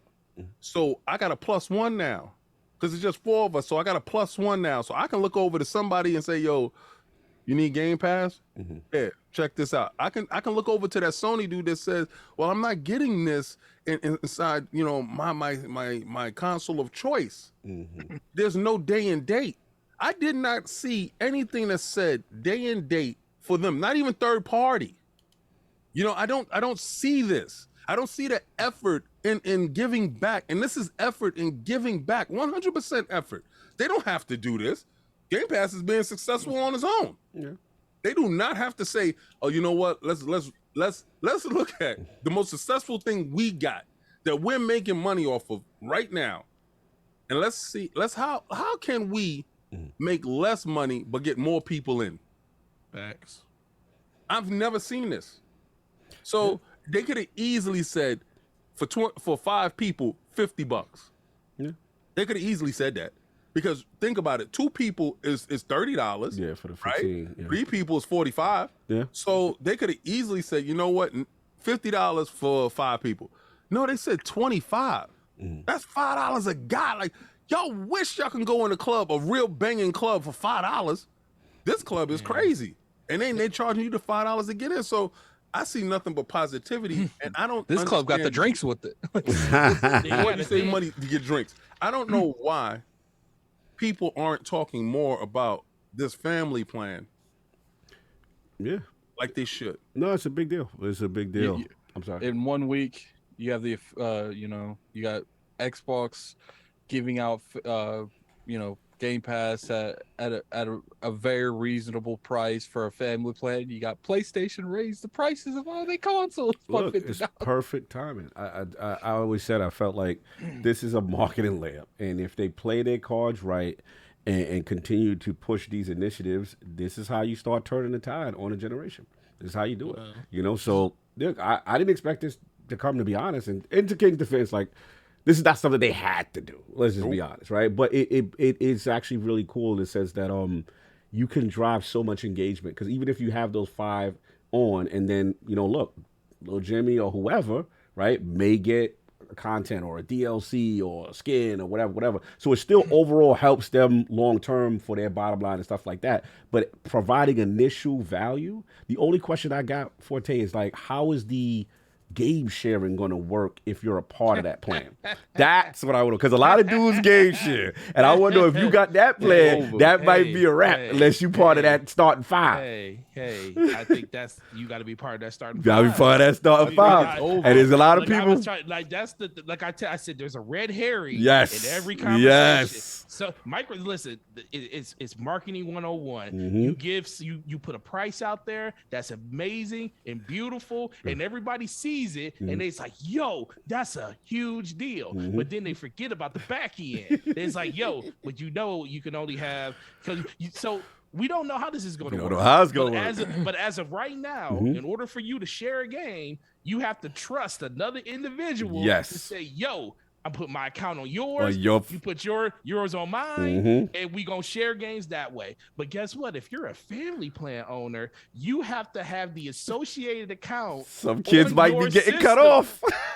So somebody gonna get cut off. So imagine if they're not in that top 5. So I think this is a tool. People keep saying they're gonna lose money. I'm like, no, they might actually gain more money, right? Because all of those people, so you got to think, if me and Attic are sharing, and then King and Cognito is sharing, then you're like, well, that's only 2 copies of a game you're really selling and stuff. But if you just multiply that across the entire Xbox ecosystem or PlayStation or wherever, that's a lot of copies of games that's not getting sold on a continuous basis. Now they're saying, yo, we're going to give you access to Game Pass, but now you have to have your own game library. The only game library you're going to share is Xbox Game Pass. Right. That's the library that's going to be shared. And guess what? Microsoft doesn't care about that, because guess what? All of their first-party games are inside that service. Right. So what happens is third-party developers are going to be incentivized to either put their games in there so more people can play them,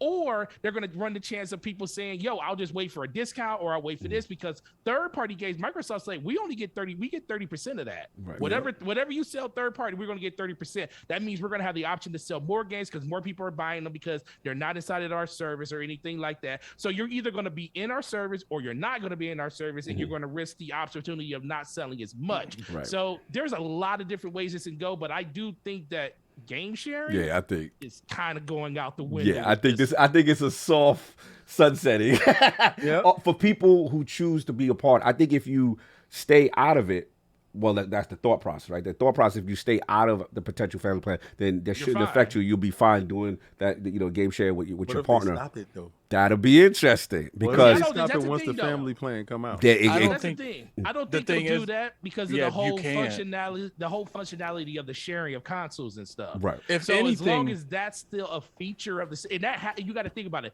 That kind of still has to be a function in order for you to be able to assign people to your ecosystem on your family. So I think that's still going to be there. It just comes down to how are they going to incentivize people to say, yo, it's just better for you to buy your games. If anything, the way that they name this shows that, the sharing of the libraries are still going to be there, because it, when it comes to this, the game sharing was originally designed for you to share with your kids. That's how it was originally designed. But then people took it to the next level, let other people use it. And I feel like instead of just naming this the family plans, they put that friends at the end for a reason. That they didn't want you to feel like you're breaking the law because you're doing this outside your household. And, I do. When it comes to the family plan thing, like I think that's generally going to be directed towards like some group of friends. But I think the core audience is going to be households with like 3 or 4 kids, one person is sharing multiple game passes, and then one person has to sign out. I think that's going to be the general direction of this, because I think for the most part, people are going to continue game sharing. I don't think, because a vast majority of the games that the majority of hardcore gamers play, they're not in Game Pass day and date. And I don't think that if they made that into it to, it's like you need to do one or the other, I think people would still choose game sharing, because you get access to the legacies if your friend bought it, if you guys split it. You get access to, these games that aren't in Game Pass. But when it comes to the Game Pass games, that's gonna do really well when Starfield comes out, Redfall comes out, the indie third-party stuff. Sometimes they get like, if they put the show in it again next year, it's gonna work out well for that. But I think for the overall, like, as a whole, it makes more sense to game share than it would be to be in this. The funny thing is, the more interesting thing is, how long is this? Like, if you put somebody in your friends list for friends and family, how long are they? How are they guaranteed to be in there? Like, is it monthly? Can you like read? Because you want to think that there will probably be a timer on that. They're going to say, we're not going to just allow you to move people day by day, minute by minute, to let people into your family, to friends and family. I understand what you're saying. Yeah. So because then you would just kick someone off. Oh, King, I want to play this game. Kick Zachary off and put you just kick King somebody off. So that's the question for me. Like, what is that? Because honestly, I'm thinking of it like just if say Braps in my friends and family. And then today he does what he says he's gonna give me an F, and I'm like, well, I don't want you on my friends, my family list no more. So I boot you off. As you should. How long do I have to do that? Do I have to wait until that month is up? Do I have to wait for the totality of how long my membership at that moment is? So I think there's a lot of different layers to that, because I think, listen, I don't want to. Because unless it's family, those are the only people I would probably just let rock for a whole year on an account. Right. So that kind of is the biggest part for me. Is like, I trust, like I'm not gonna have anybody in there that I'm not gonna trust anyways, and that sure. even if we fall out, I know it's just a falling out because we just disagree on something. You ain't gonna cut that Netflix. You ain't gonna cut but that Game Pass off. Right, exactly. But for most people, I actually had like, a cousin that got mad at me because we had a disagreement on Nintendo, and he cut me out of his Nintendo family plan. Like, no, seriously. He's like, yeah, seriously, he got like mad. Nintendo, let's go. Get him because I went to and I was so frustrated because I got cut out of it. I was like, dude, it's like like $20 a year. I'll pay it. Like, and I ain't gonna lie, man. Hard me felt away about that. It's hard. You sitting there, know what I'm sitting here playing this Pokemon online, and because what it was is I had to call into work over something serious, and he got upset because he got stuck at work. I get it, but at the same time, it's like, it's not my fault our management didn't find you a replacement. That's not my fault. And we cousins, so why are you kicking me off your stuff just because your management didn't do what they nice. Better be nice to these friends and family owners. Capitulated to it. But look, I agree. I think we still a bunch of little underlying questions, but overall, we think it's a good thing. Got to see how to implement it. The only thing that we know so far is that they have to be in the same country. So you can't have one of your friends be somewhere else. They got to be within your reach out of that 5. If King is right and they restructure the home system to work for Game Pass and it doesn't. That was the initial vision. That was the initial vision during the whole Xbox One digital era thing. So it is what it is. They're finally going to come to fruition. No doubt, no doubt. I need some help with the super chats there. Let's see. I'm scrolling up. Jesus, this joint. I got to refresh. Let me see. Give me 1 second, y'all. Gotta pay these bills. Gotta pay these bills. Gotta pay. They've been very generous today. Yeah, they in here, man. I already knew. We got 900 and some odd. Listen, if we can get to 700 likes, Attic and I is going to do something incredible for y'all this weekend. We're going to be giving out codes for people to join. 700 likes or 8 more members. He's with this member stuff. I'm counting. My job is to give that's your job. value to the members. So I'm gonna push it. I'm gonna push it. Push it. Apollo Cooper, $2 super chat. You shouldn't need a group of investors for one PS5. We got that. Just want to make sure I'm not missing nobody. We got the Rail Jack. We got the Eternal Shadai. Okay, Chaos Actual. $5 super chat. Family Plan about to drop. Candy Crush magically shows up at my Xbox app game section. Seems like Xbox about to say to Sony, if he dies, he dies. All right. Shout out to Hargeet Shadi. He put that Game Pass Ultimate code in there. Salute, brother. Thank much appreciated. We are at 700 likes. No doubt. Hargeet Shani again. $5 super chat. We're gonna tell y'all what we're gonna do. We can support PlayStation without buying a PS5. Spider-Man Remastered Steam code. He got the code. Shout out to Hargeet Shani. He's got a point there, man. Go support them on another platform, not PlayStation. Wow. Dead Planet, $2 super chat. Jim Ryan is the best PlayStation CEO Xbox fans could have asked for. Yo, Bessie. That's right. I do appreciate the mole. Shout out Lucius Augustus, the homie. $5 super chat. Family plans are more sticky compared to individual plans. It's harder to leave the service when 4 other people are using your plan. It's smart. That's true. People gonna want the lights on. Got responsibility. Like, yo, there's somebody gonna call you. They're gonna call you. Hey, man. Hey, I can't not play this game. The hell, man. It was your month to play, man. What's up? Shout out to Hargeet Shadi again. $5 super chat. The family construct already exists.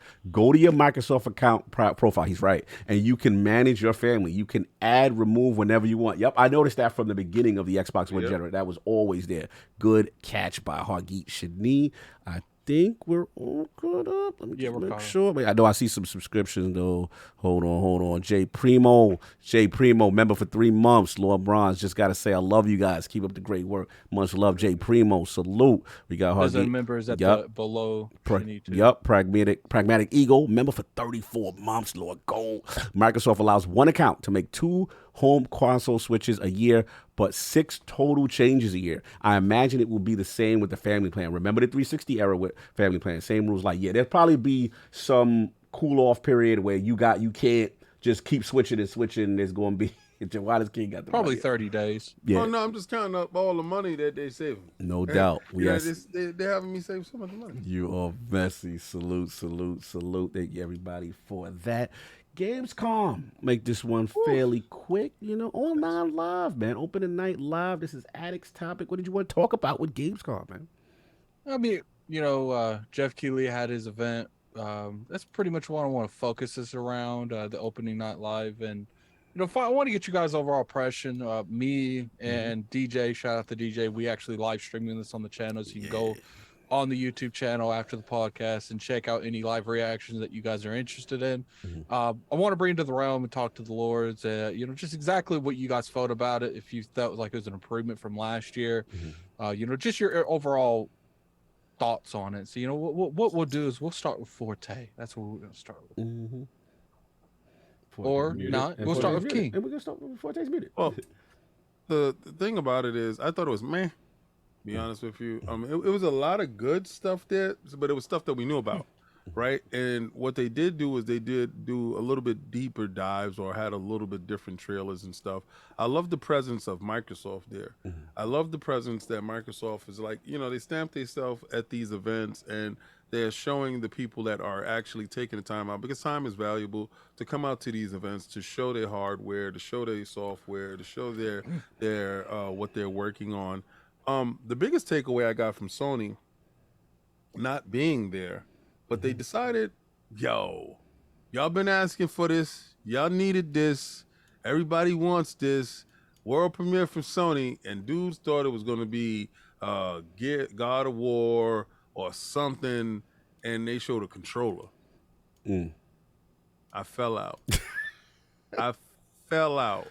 I mean, not saying that Edge controller is not something that people want, since Xbox has the Elite controller.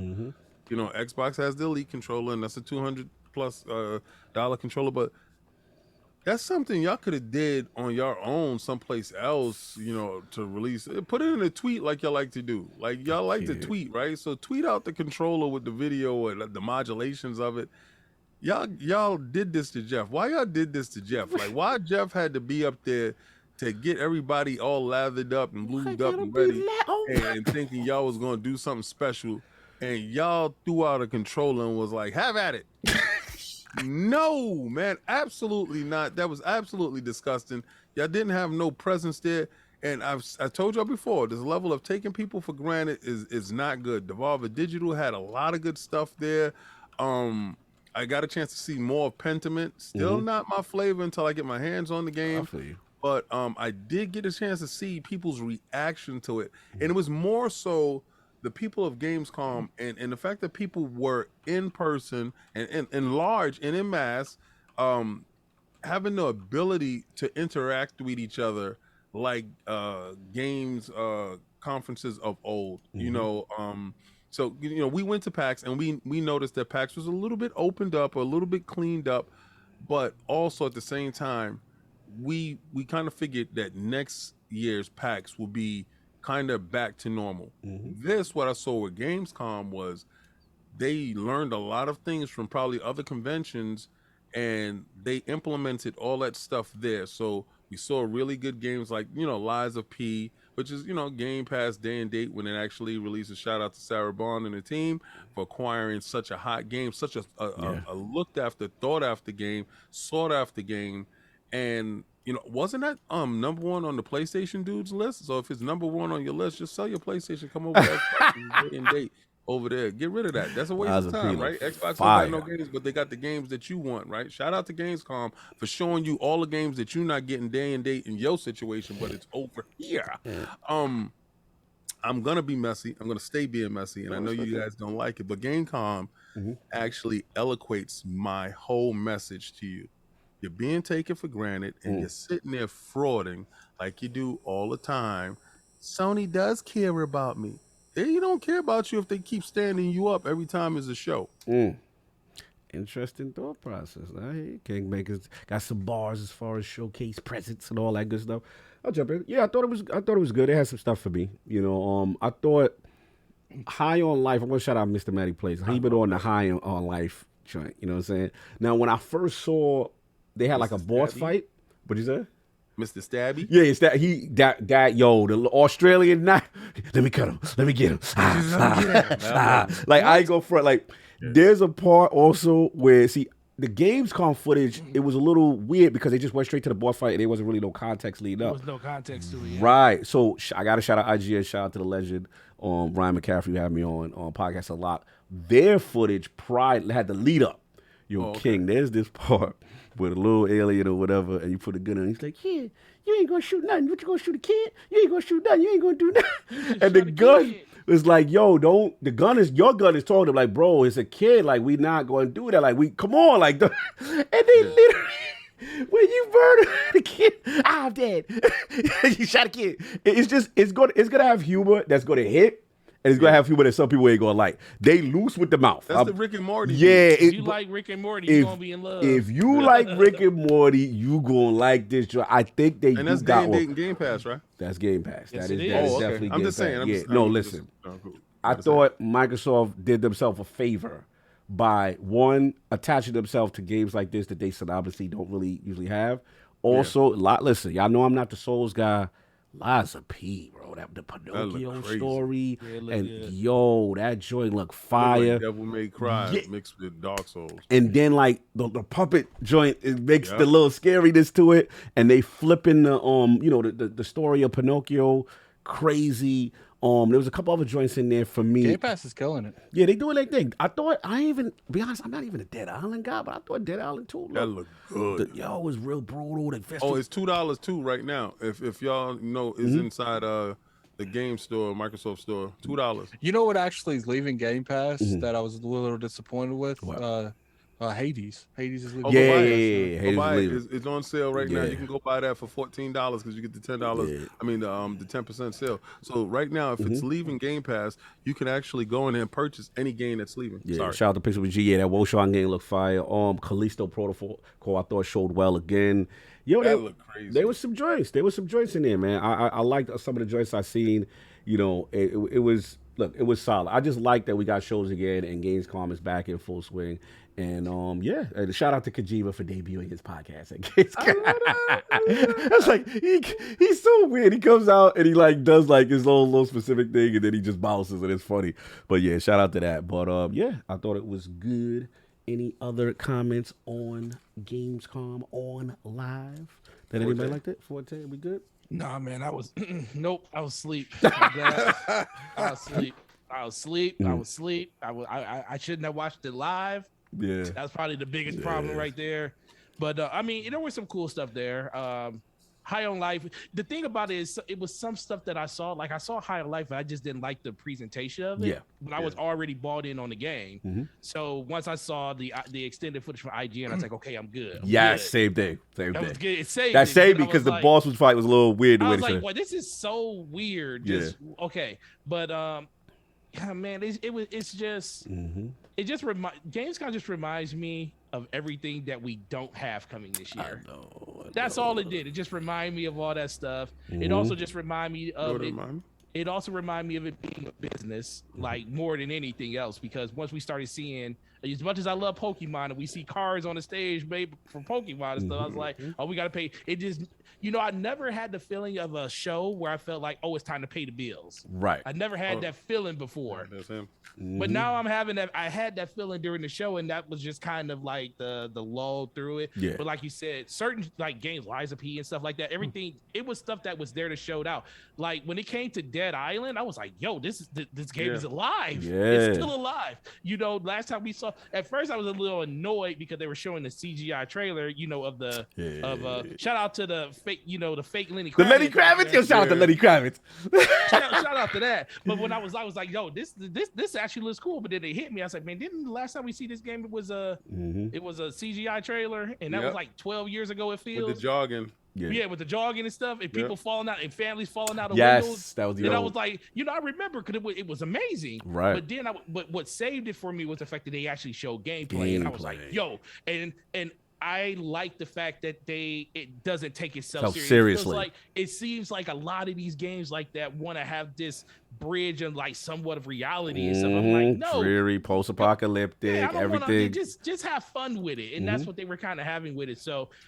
There were some gems in there, but it just reminded me of everything that's not, especially when they did the most anticipated Microsoft award. And I'm like, wait a minute, what are these games? So that just let me, like, right there, just let me know, like, man, this is just a dry year, bro. This is so dry. There's games coming. There's going to be things that people are excited it's dry for us. Well, yeah, it's dry for us. Well, and also going to be dry for the PlayStation when God of War get delayed. Oh my. Oh well, listen. I'm trying to stay away from that one because you know my feelings on God of War in 2020. Yeah, I know you've been on. You on the King Camp, I believe. Yeah. I think you're the King I've been on that. I've been there since 2021 when they tried to make it seem like it was coming that year, and I was like, no, that's marketing, sir. Yeah, I remember that. And it's not coming this year because it was not at the Gamescom. I mean, how close do we need to get for y'all to understand this stuff? Like, not showing up, buddy. You going down with the I'm ship. with you. I respect it. But the show was okay. I just envy the people that just decided to watch YouTube clips other than watching that show. You watch it, yeah. Watching paint dry live on TV. Damn. Yeah, we got that. He's messy. No, I'm gonna come by the last one. This will be quick. We get about it. Look, Phil Dominus, Maximus, Aurelius, Spencer outside. Rare these days to see him outside, but yeah, he's outside. He had an interview with Bloomberg talking about what's going on, his thoughts on a lot of stuff in the industry. Just gonna pull up some stuff from him on that interview. He's asked some interesting questions. He said about the talked about his arcade origins, which I thought was cool. You know, as an OG, kind of talking about what's going on. You know, how his start in the industry and stuff like that. Then he started talking about the Activision Blizzard deal. Feels very strong about it. Feels good about it. He talked about the interesting thing I thought was very interesting reference to post-acquisition was more so about that they remain on the hunt. And he said for investing in new games, partnerships, and further deals, Xbox, they want to add content and creators in the regions of the globe where it's less strong. He says, I'm always thinking about things that add to our capability. Even though we've worked on our geographic expansion, I like to say that we have too many of our creators in places that are traditional markets. So yeah, I wanted to, this is one that's been going around. I want to get your thoughts on what you guys think about that. And just in general, if anyone that did catch the interview, any bars in particular, and I'll open this up to anyone who caught it. I know it's a kind of an exclusive, but not. I don't know if anybody got a chance to catch it. I tuned in on certain stuff when he was talking about the NFTs, and he's like, there's a place for NFTs, and dudes took that as NFTs is coming to Xbox, and Microsoft supports NFTs. I think he was mainly saying there's a place for everything, and NFT does have a shape in the industry, but I don't think no one really knows how to implement that into it to make it work. I think there's people that's doing it the wrong way, and there's people that can do it the right way. I don't think he was saying, yo, we're gonna start putting NFTs. You want to watch Netflix, you got to get an NFT first. I don't think he was saying nothing like that. I think he was saying, look, there's places in the industry for NFTs, but we got to figure out where a good place is for it. How to implement them. Yeah, I don't feel like there's any place in the industry for NFTs, but but back in the day, we didn't think there's a place for microtransactions, and people found a good places for them. Maybe something like that similar can happen with NFT. I don't think it should be there at all, but I do understand that's an ad revenue, and I understand maybe everyone, not just Microsoft, not just Sony, everyone wants to try to do it. It's just how you do it. Well, they just want to try to combat the fact that people say you don't have ownership on anything digital that you purchase, and that's the reason that a lot of people say there is a place for it. Yeah, it just comes down to what does that look like on the consumer level? Does it look like something that you purchase inside of a game like Ubisoft was trying to do or stuff like that? Yeah, with sneakers that will go through your characters. It just hasn't been implemented correctly. Or the biggest thing is the game that would feature it the most and the best hasn't been made yet. Yeah. It has to be a game that's crafted around the thought process of the non-fungible token. And people don't even know what an NFT is, right? To be honest with you, so for you to study that stuff, I know me and the Lords looked at NFTs in certain spaces because when the buzz was around it, that was that. But as far as some of the biggest talking points that were in this conversation was really good stuff. I really want Phil here so we can actually do a proper interview, a different interview, an interview that is a little bit more in depth, opposed of his youth and stuff like that. Young Phil, young squabbler. what I did take away from this Bloomberg joint, Sonic, home of Sonic. Oh, that was yeah, that was Home a of talk. Sonic. That was Because they got home of Call of Duty. They got home of Halo. Sonic. So you try? Are you implying that did someone slipped up for Bloomberg or the promotion of this? The last time somebody slipped up, we heard it and I talked about it, and dudes thought I was capping. There was something wrong with me. Can you reach in your arms? You reaching? And I said, yo, he said we. And why does he have privy to the knowledge of where Game Pass is at with these numbers? If anybody remembers, that was back when it was with Strauss and Take-Two CEO and okay. So when it was talking about the numbers, the Bethesda stuff and all that stuff, and then it comes out, oh snap, Microsoft Bob is there. Yeah, you know the numbers because you in bed with the situation, right? So the fact that Bloomberg says that, and Phil from his own admission, Phil Dominus Maximus Aurelius Spencer, we will address him by his name first in his line. He did say that acquisition season's not over. He did say that. So if it's not over, bro, and y'all just did the biggest joint, how do you follow that up? Because the joint before that was a big smash hit. So how do you follow that up? Sega. Y'all dudes been screaming Sega all the time.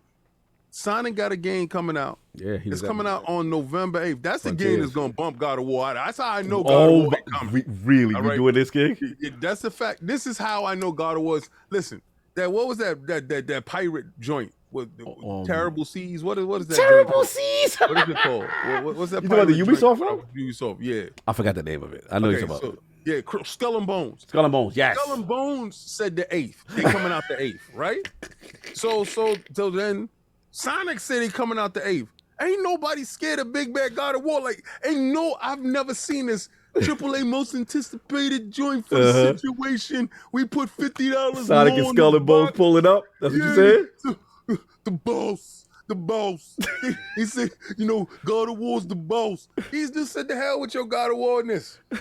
So how do Sonic have that level of brazen fear? How does Sonic get that when he have a financial backing of a situation that's gonna make some dude's head spin? So I honestly believe that Sonic got the backing of $1 trillion company that he can make these bold statements. Because listen, if Sega's putting it out, right? And I want y'all to hear me out. Sega's putting it out. Sega is not as big as God of War as far as Sonic is. I know Sonic did great in the movies and all that other stuff, and is a well-known brand. But let's talk about these numbers here, right? So Sonic hasn't been doing those numbers like God of War 2018. We're not even gonna play that, and this is probably one of the most anticipated titles for that. So financially, that will be ruined because you bring in a Sonic Frontiers, open world title, new way that you're doing it to the marketplace. You want it to have enough breathing space and nothing that's detrimental around it as much as possible. You gonna put a day and date with one of the most destructive games that if you gonna pick, I'm going in the store, me and you going in the store, you are not gonna say, let me get Sonic and this is it. Come on, man, we gonna keep it a buck, right? And if you did, you got an Xbox and you wasn't worrying about the PlayStation situation. So that's just half the sale. Right. But you want all the sale if you sign it because it's multiply. Right. You won't put it up against such a juggernaut. You won't do that unless you have the backing of somebody that's saying, do that, I got you if you fail. Because if you're saying do that and somehow, some weird way, it finds itself in Game Pass, right. You have these numbers here and then you can actually sell over here. I see where you're going. Lends to a conspiracy theory that I'm willing to support. No, I push my own narrative. Listen, I respect that. No, I understand where you're going with it. I will say it supports your bet more with Addict in the thing because with the date, right? Because generally we do see people stay away. Like when there's certain games that's the zeitgeist, people have been knowing. Some indie developers, some double A will say, "Hey, we're moving our date," for reasons. Some will just outright say it because they like, "Yo, we're not trying to get squashed by something else that we know is gonna move the needle on that date." We're gonna see. I know you guys feel strong. I can't wait to see how this play out because obviously the pre-orders did go up, but then like you said, Skeleton Bones and Sonic are outside. But it was a good interview. Yeah. I just feel a lot of times because people was upset with me. They sent me in the DMs. Yo, the king, they not asking him the good questions. They not asking the proper questions. They gave him a sheet. They gave him a sheet of 25 questions. And, they'll check off what they say, what they can do, what they can't talk about. So I'm pretty sure they had a list of questions that they really wanted to ask him, but he was not answering these questions right now on this situation. And then the audience that they're going for a vanilla audience to get a certain level of answers. Whereas on a podcast such as ours, we have a different demographic that really mess with Phil. See, these are introductions to people that probably don't know. The Microsoft CEO of Xbox, here it is, oh, for real? That type of thing where if he's here, everybody that tunes up or pull up know who he is and know what it's about. Sure. So it's a different type of interview. So here's an introduction to the world that doesn't know him. I can understand the line of questioning. Last point, I would say that he said that I wouldn't say it caused controversy, but people would try to get context about it, and this is reference to like exclusives. And he was saying that in reference to, I think that it started off talking about like crossplay. It was asked in full context, and then Call of Duty came up, and he's saying that he said the idea of games made exclusively for one device is something we're just going to see less and less of. Maybe your household, you happen to be in a household to buy an Xbox, and I buy a PlayStation, and our kids want to play together, and they can't because the wrong piece of plastic to plug into our television. We really love to be able to bring more players in, reducing friction, making people feel safe, secure what they're playing, allow them to find their friends, play with their friends, regardless of what device. I think in the long run that is good for this industry, and maybe in the short run there's some people in some companies that don't love it. But I think as we get over the hump and we see where the industry can continue to grow, it proves out to be true. So I'll just jump in. I thought that was interesting, because I saw some commentary like, well, maybe this means like he doesn't believe in exclusives, and I didn't necessarily take it that way. I kind of took it as more of the cross-play initiative in conjunction with their initiative as far as their games and wanting their games to be on other devices. You know what I'm saying? Because this is how I feel, and I'm just going to speak myself. You guys let me know if you agree. I still feel the Activision Blizzard deal is a different beast. Because prior to that deal, the talk was ZeniMax and Bethesda, where these games going to go, right? And at that point, people thought it was going to be like a Call of Duty situation for Elder Scrolls, Fallout, Starfield, and the like. And then we found out very promptly where Game Pass exists. That was the statement, right? So I think with the ZeniMax joint, obviously FTC, regulators, this game, shout out to Jez, he always says it's a ritual game. It's the biggest game in the games industry. And let's be honest, unlike a Starfield or an Elder Scrolls, it does thrive and benefit them to have that on multiple platforms for the engagement of that type of game. Especially when you bringing up Nintendo Switch, where you never had no Call of Duty game, and you want it there. They're looking at that kind of thing. So what my point is, when I hear him say this stuff, I also think moving forward, when he's talking about that next acquisition, whether it be regions, I'm totally with you, King. When he says regions, we're not strong enough, to me, that screams Japan, that screams, all these other markets. Look, man, Sega, you already know how I feel. I'm a Sega kid. I'm completely biased. So a lot of Sega kids became Xbox fans. That's a fact. Yeah. So, I would love to see that. I would like to see, a Japanese studio. I would love to see, a fighting games genre studio, something in that ilk to really free up those deficiencies.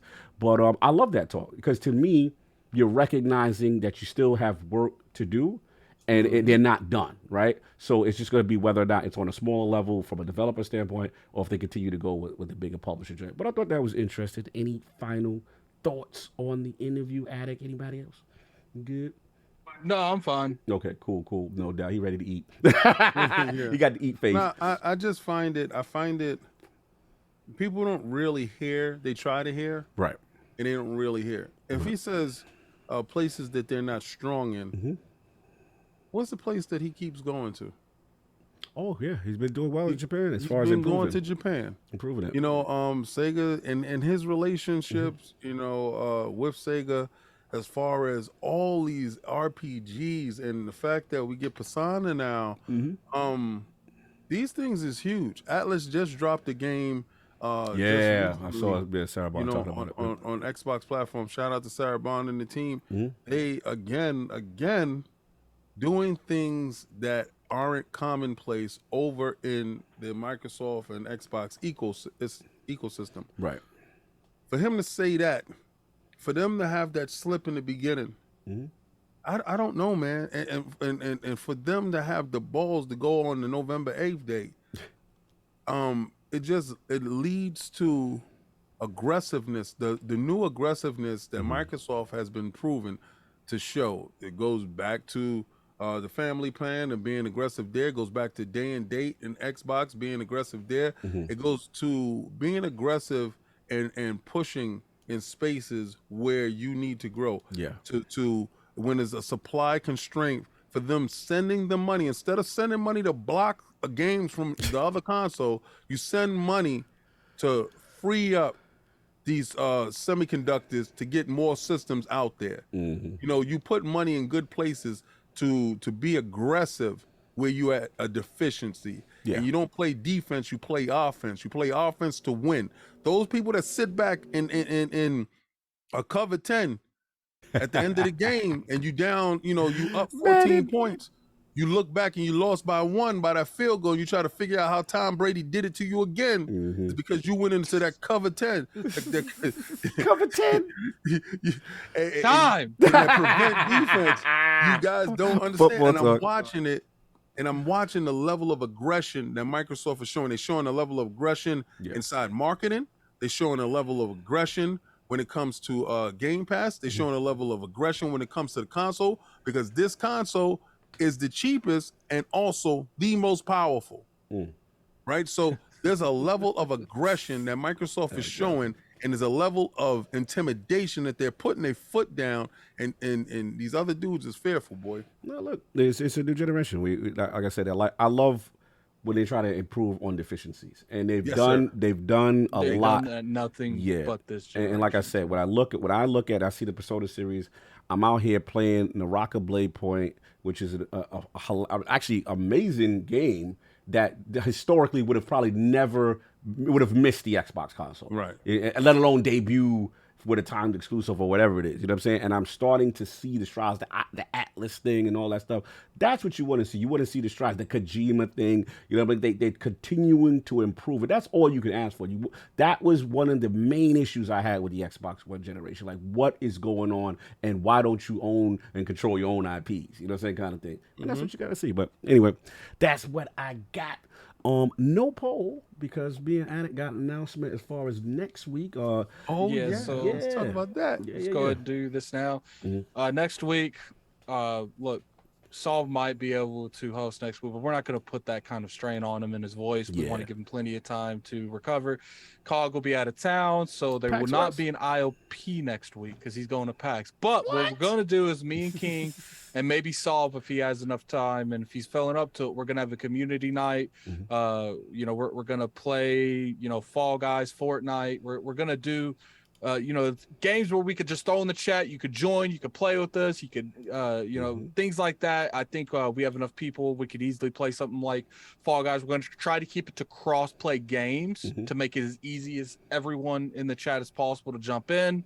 And, you know, we'll have conversations. It'll be a fun time, man. You know, but there will not be no ILP next week. No doubt, no doubt. That's right, but we're going to play games with you, Paul. You know, I'm shooting for PUBG. I want PUBG to be on that list, to be honest with you. I really do. I really want to catch one of you dudes and just pop you in the ribs. You run past. Hey, Brad, remember that? We have fun with PUBG, baby. No doubt. I want you back. Now that it's playing right. No doubt. So you got it here first. Let's get some outro, and then I'll read the super chats towards the end. Again, salute to my man, Mr. Babish. Salute to J. Fonzarelli. Go support the PlayStation Trophy Room. Go support Games Talk Live. They out here doing it really big, and it was cool to get their insight. Yeah, sadly, he goes late. Yeah. like Fonz. I was gonna send our people to him, But he still, but he goes too late. So Yeah. it's just like I can't do nothing. But I found someone else for you guys. No but, doubt. So you guys can follow me on Twitter at Lord Addict.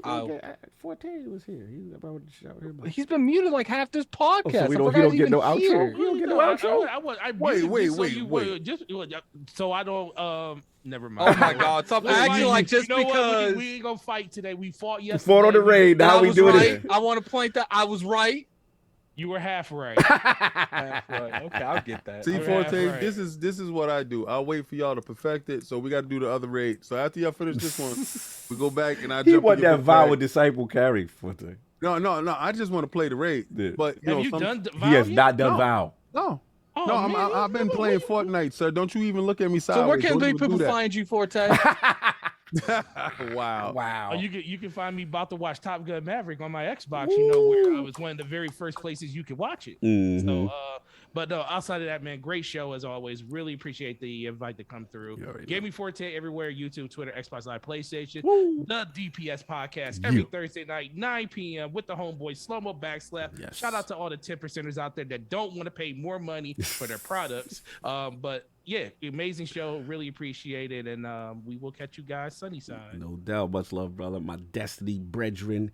Overall good dude. Yo, love seeing what you're doing on the channel and the shifts you making there and seeing the success there. And of course, DPS, man. Always love. Oh always yeah, bringing man. it. Gotta love the Destiny community, man. Gotta love it. They come out when you make good content, don't Yeah, they? they come outside. They come outside. I'll be back soon. Salute to you, Lord Addict. Now, where can people find you? What you got going on? Find me on Twitter at Lord Addict ILP. I already see people on Twitter tagging King and stuff, saying thanks. Thanking him for saying the importance of Japanese games on the Xbox platform. You know what? I that irritates me.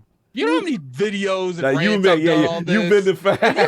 I He get never the credit. get thanked for it. Like, but I appreciate everyone coming through. We had up to over 1,000 people. Yeah, You know, wow. we do hit over 1,000 on special occasions, and I thank every one of you coming in here. We got 774 people in the chat right now. Definitely hit that like button. Let's get that above 800 before we end the show. Mm-hmm. We'll be back next week playing Fall Guys, Fortnite, and I Keep guess putting up that Fall Guys.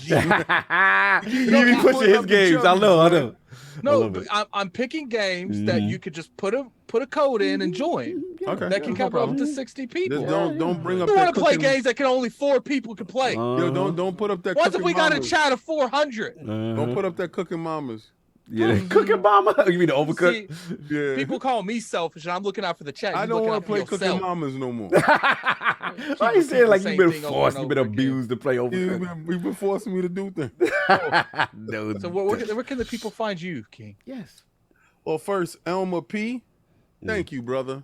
And you know, I do know the importance of Japanese games on the Xbox platform, so I do appreciate you, my man Elmer P. He outside. Give a shout out to Elmer for watching, for reporting, and salute. tweeting. I always respect that. And you know, you follow me, I follow you back. Finally made it to 10K, which is incredible within itself. Congratulations. Oh, salute, man. It's absolutely nuts. It's a little silly old me interacting on Twitter, right?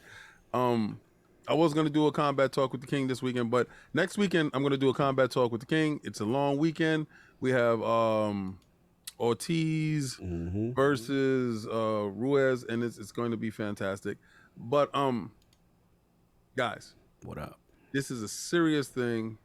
The fact that y'all have to be vocal. You have to be vocal. If you find it, and it's not irreversible, guys. It doesn't take effect until September 15th. And they gave it a grace period in order to hear how loud you're going to scream and how big you're going to market and talk about the fact that the $50 hike in the console price is crazy. Please do so. I got mine. I don't got to fight for you. I already got mine. I don't have to be vocal. I have a PlayStation 5. It's collecting dust, but I have it, right? But I don't respect what they're doing to you guys. And we don't have to live by the credo of you know taking what they have to offer. We are the consumer, you know, and we don't have to go by Yesterday's price is not today's price. Shout out to Joe Crack. don't have to do that. and it was so much fun today. I want to give a shout out to Fonz for Yeah. coming through. My man BadBit for coming through. I literally was looking at some pictures of us at what was it, PAX East, and my man came outside and he's out there. So shout out to the trophy room. Yeah. Shout out to my brother Forte. We have the longest running inside joke on this podcast, and I do appreciate him. You know, every sense of the word, because we done did raids together. We done, played Destiny together. I'm trying to get him over here on Fortnite with me. I got his other half with me. I'm already on Fortnite, so you just haven't played with me. Yeah, that's it. That's it. I just got to pull you over. I said, play with you. Pause. But Cog, I know I was a handful today. I know I was a handful, and you did a masterful job in wrangling us up. I was innocent. I lost the battle many times, but I had to just let it go. Innocent. You innocent? Oh my we God. were bucking. We were bucking up in here, and Cog had to wrangle us in. But how I feel. Shout out to the PlayStation Texas division. I feel. I told you guys, Jamaican Jim can't come back, but. Did we ever get a name for this person, No, executive at Sony? I'm not gonna give a name to it because I got in trouble the last time.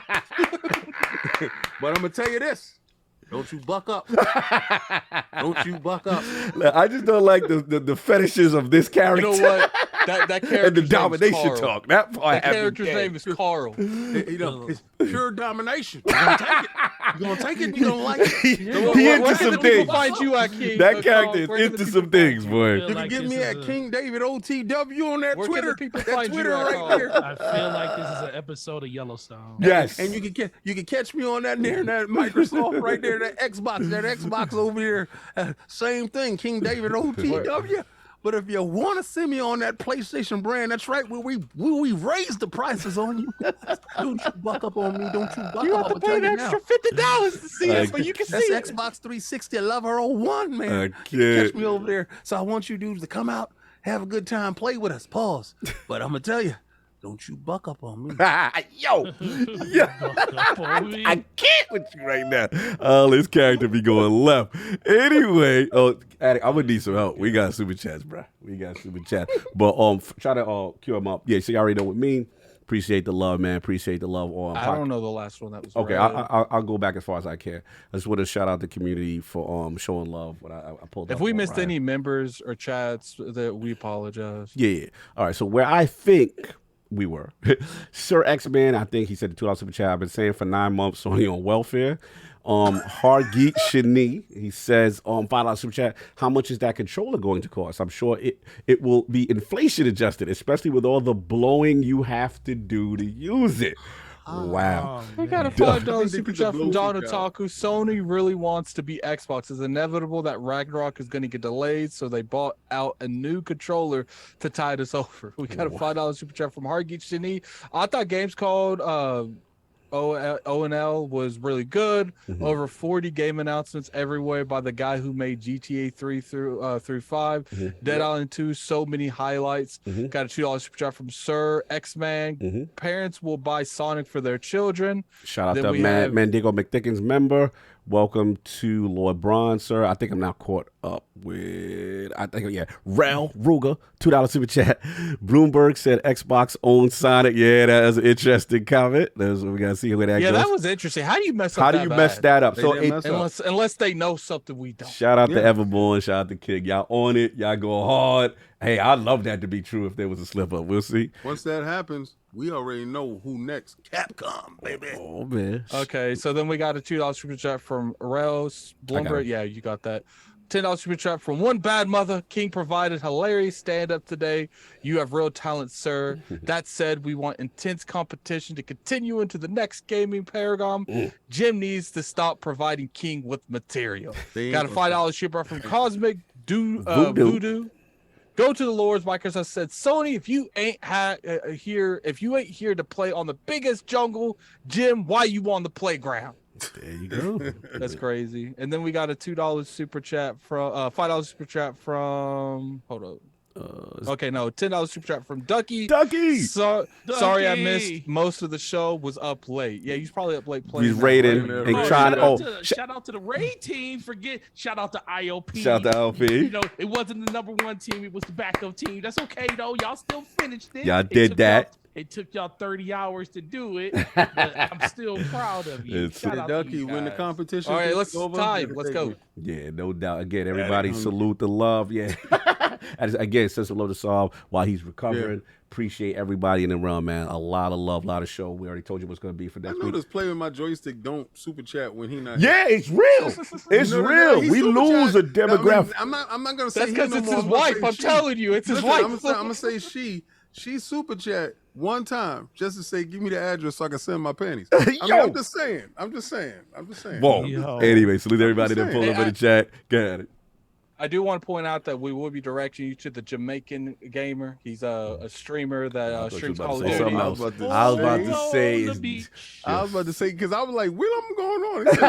Jamaican Entertainment's his actual channel. He used to be called Jamaican Gamer. No, I thought it was gonna be you was doing a Jamaican job. I think you guys will enjoy his content. Well, commentary. There you go. Thank you, King. His commentary. I got you, man. Me and you simpatico, brother. I got you. You already know. Everybody enjoy your Sunday. Catch y'all on the next one. We out. Long week, baby. Labor Day.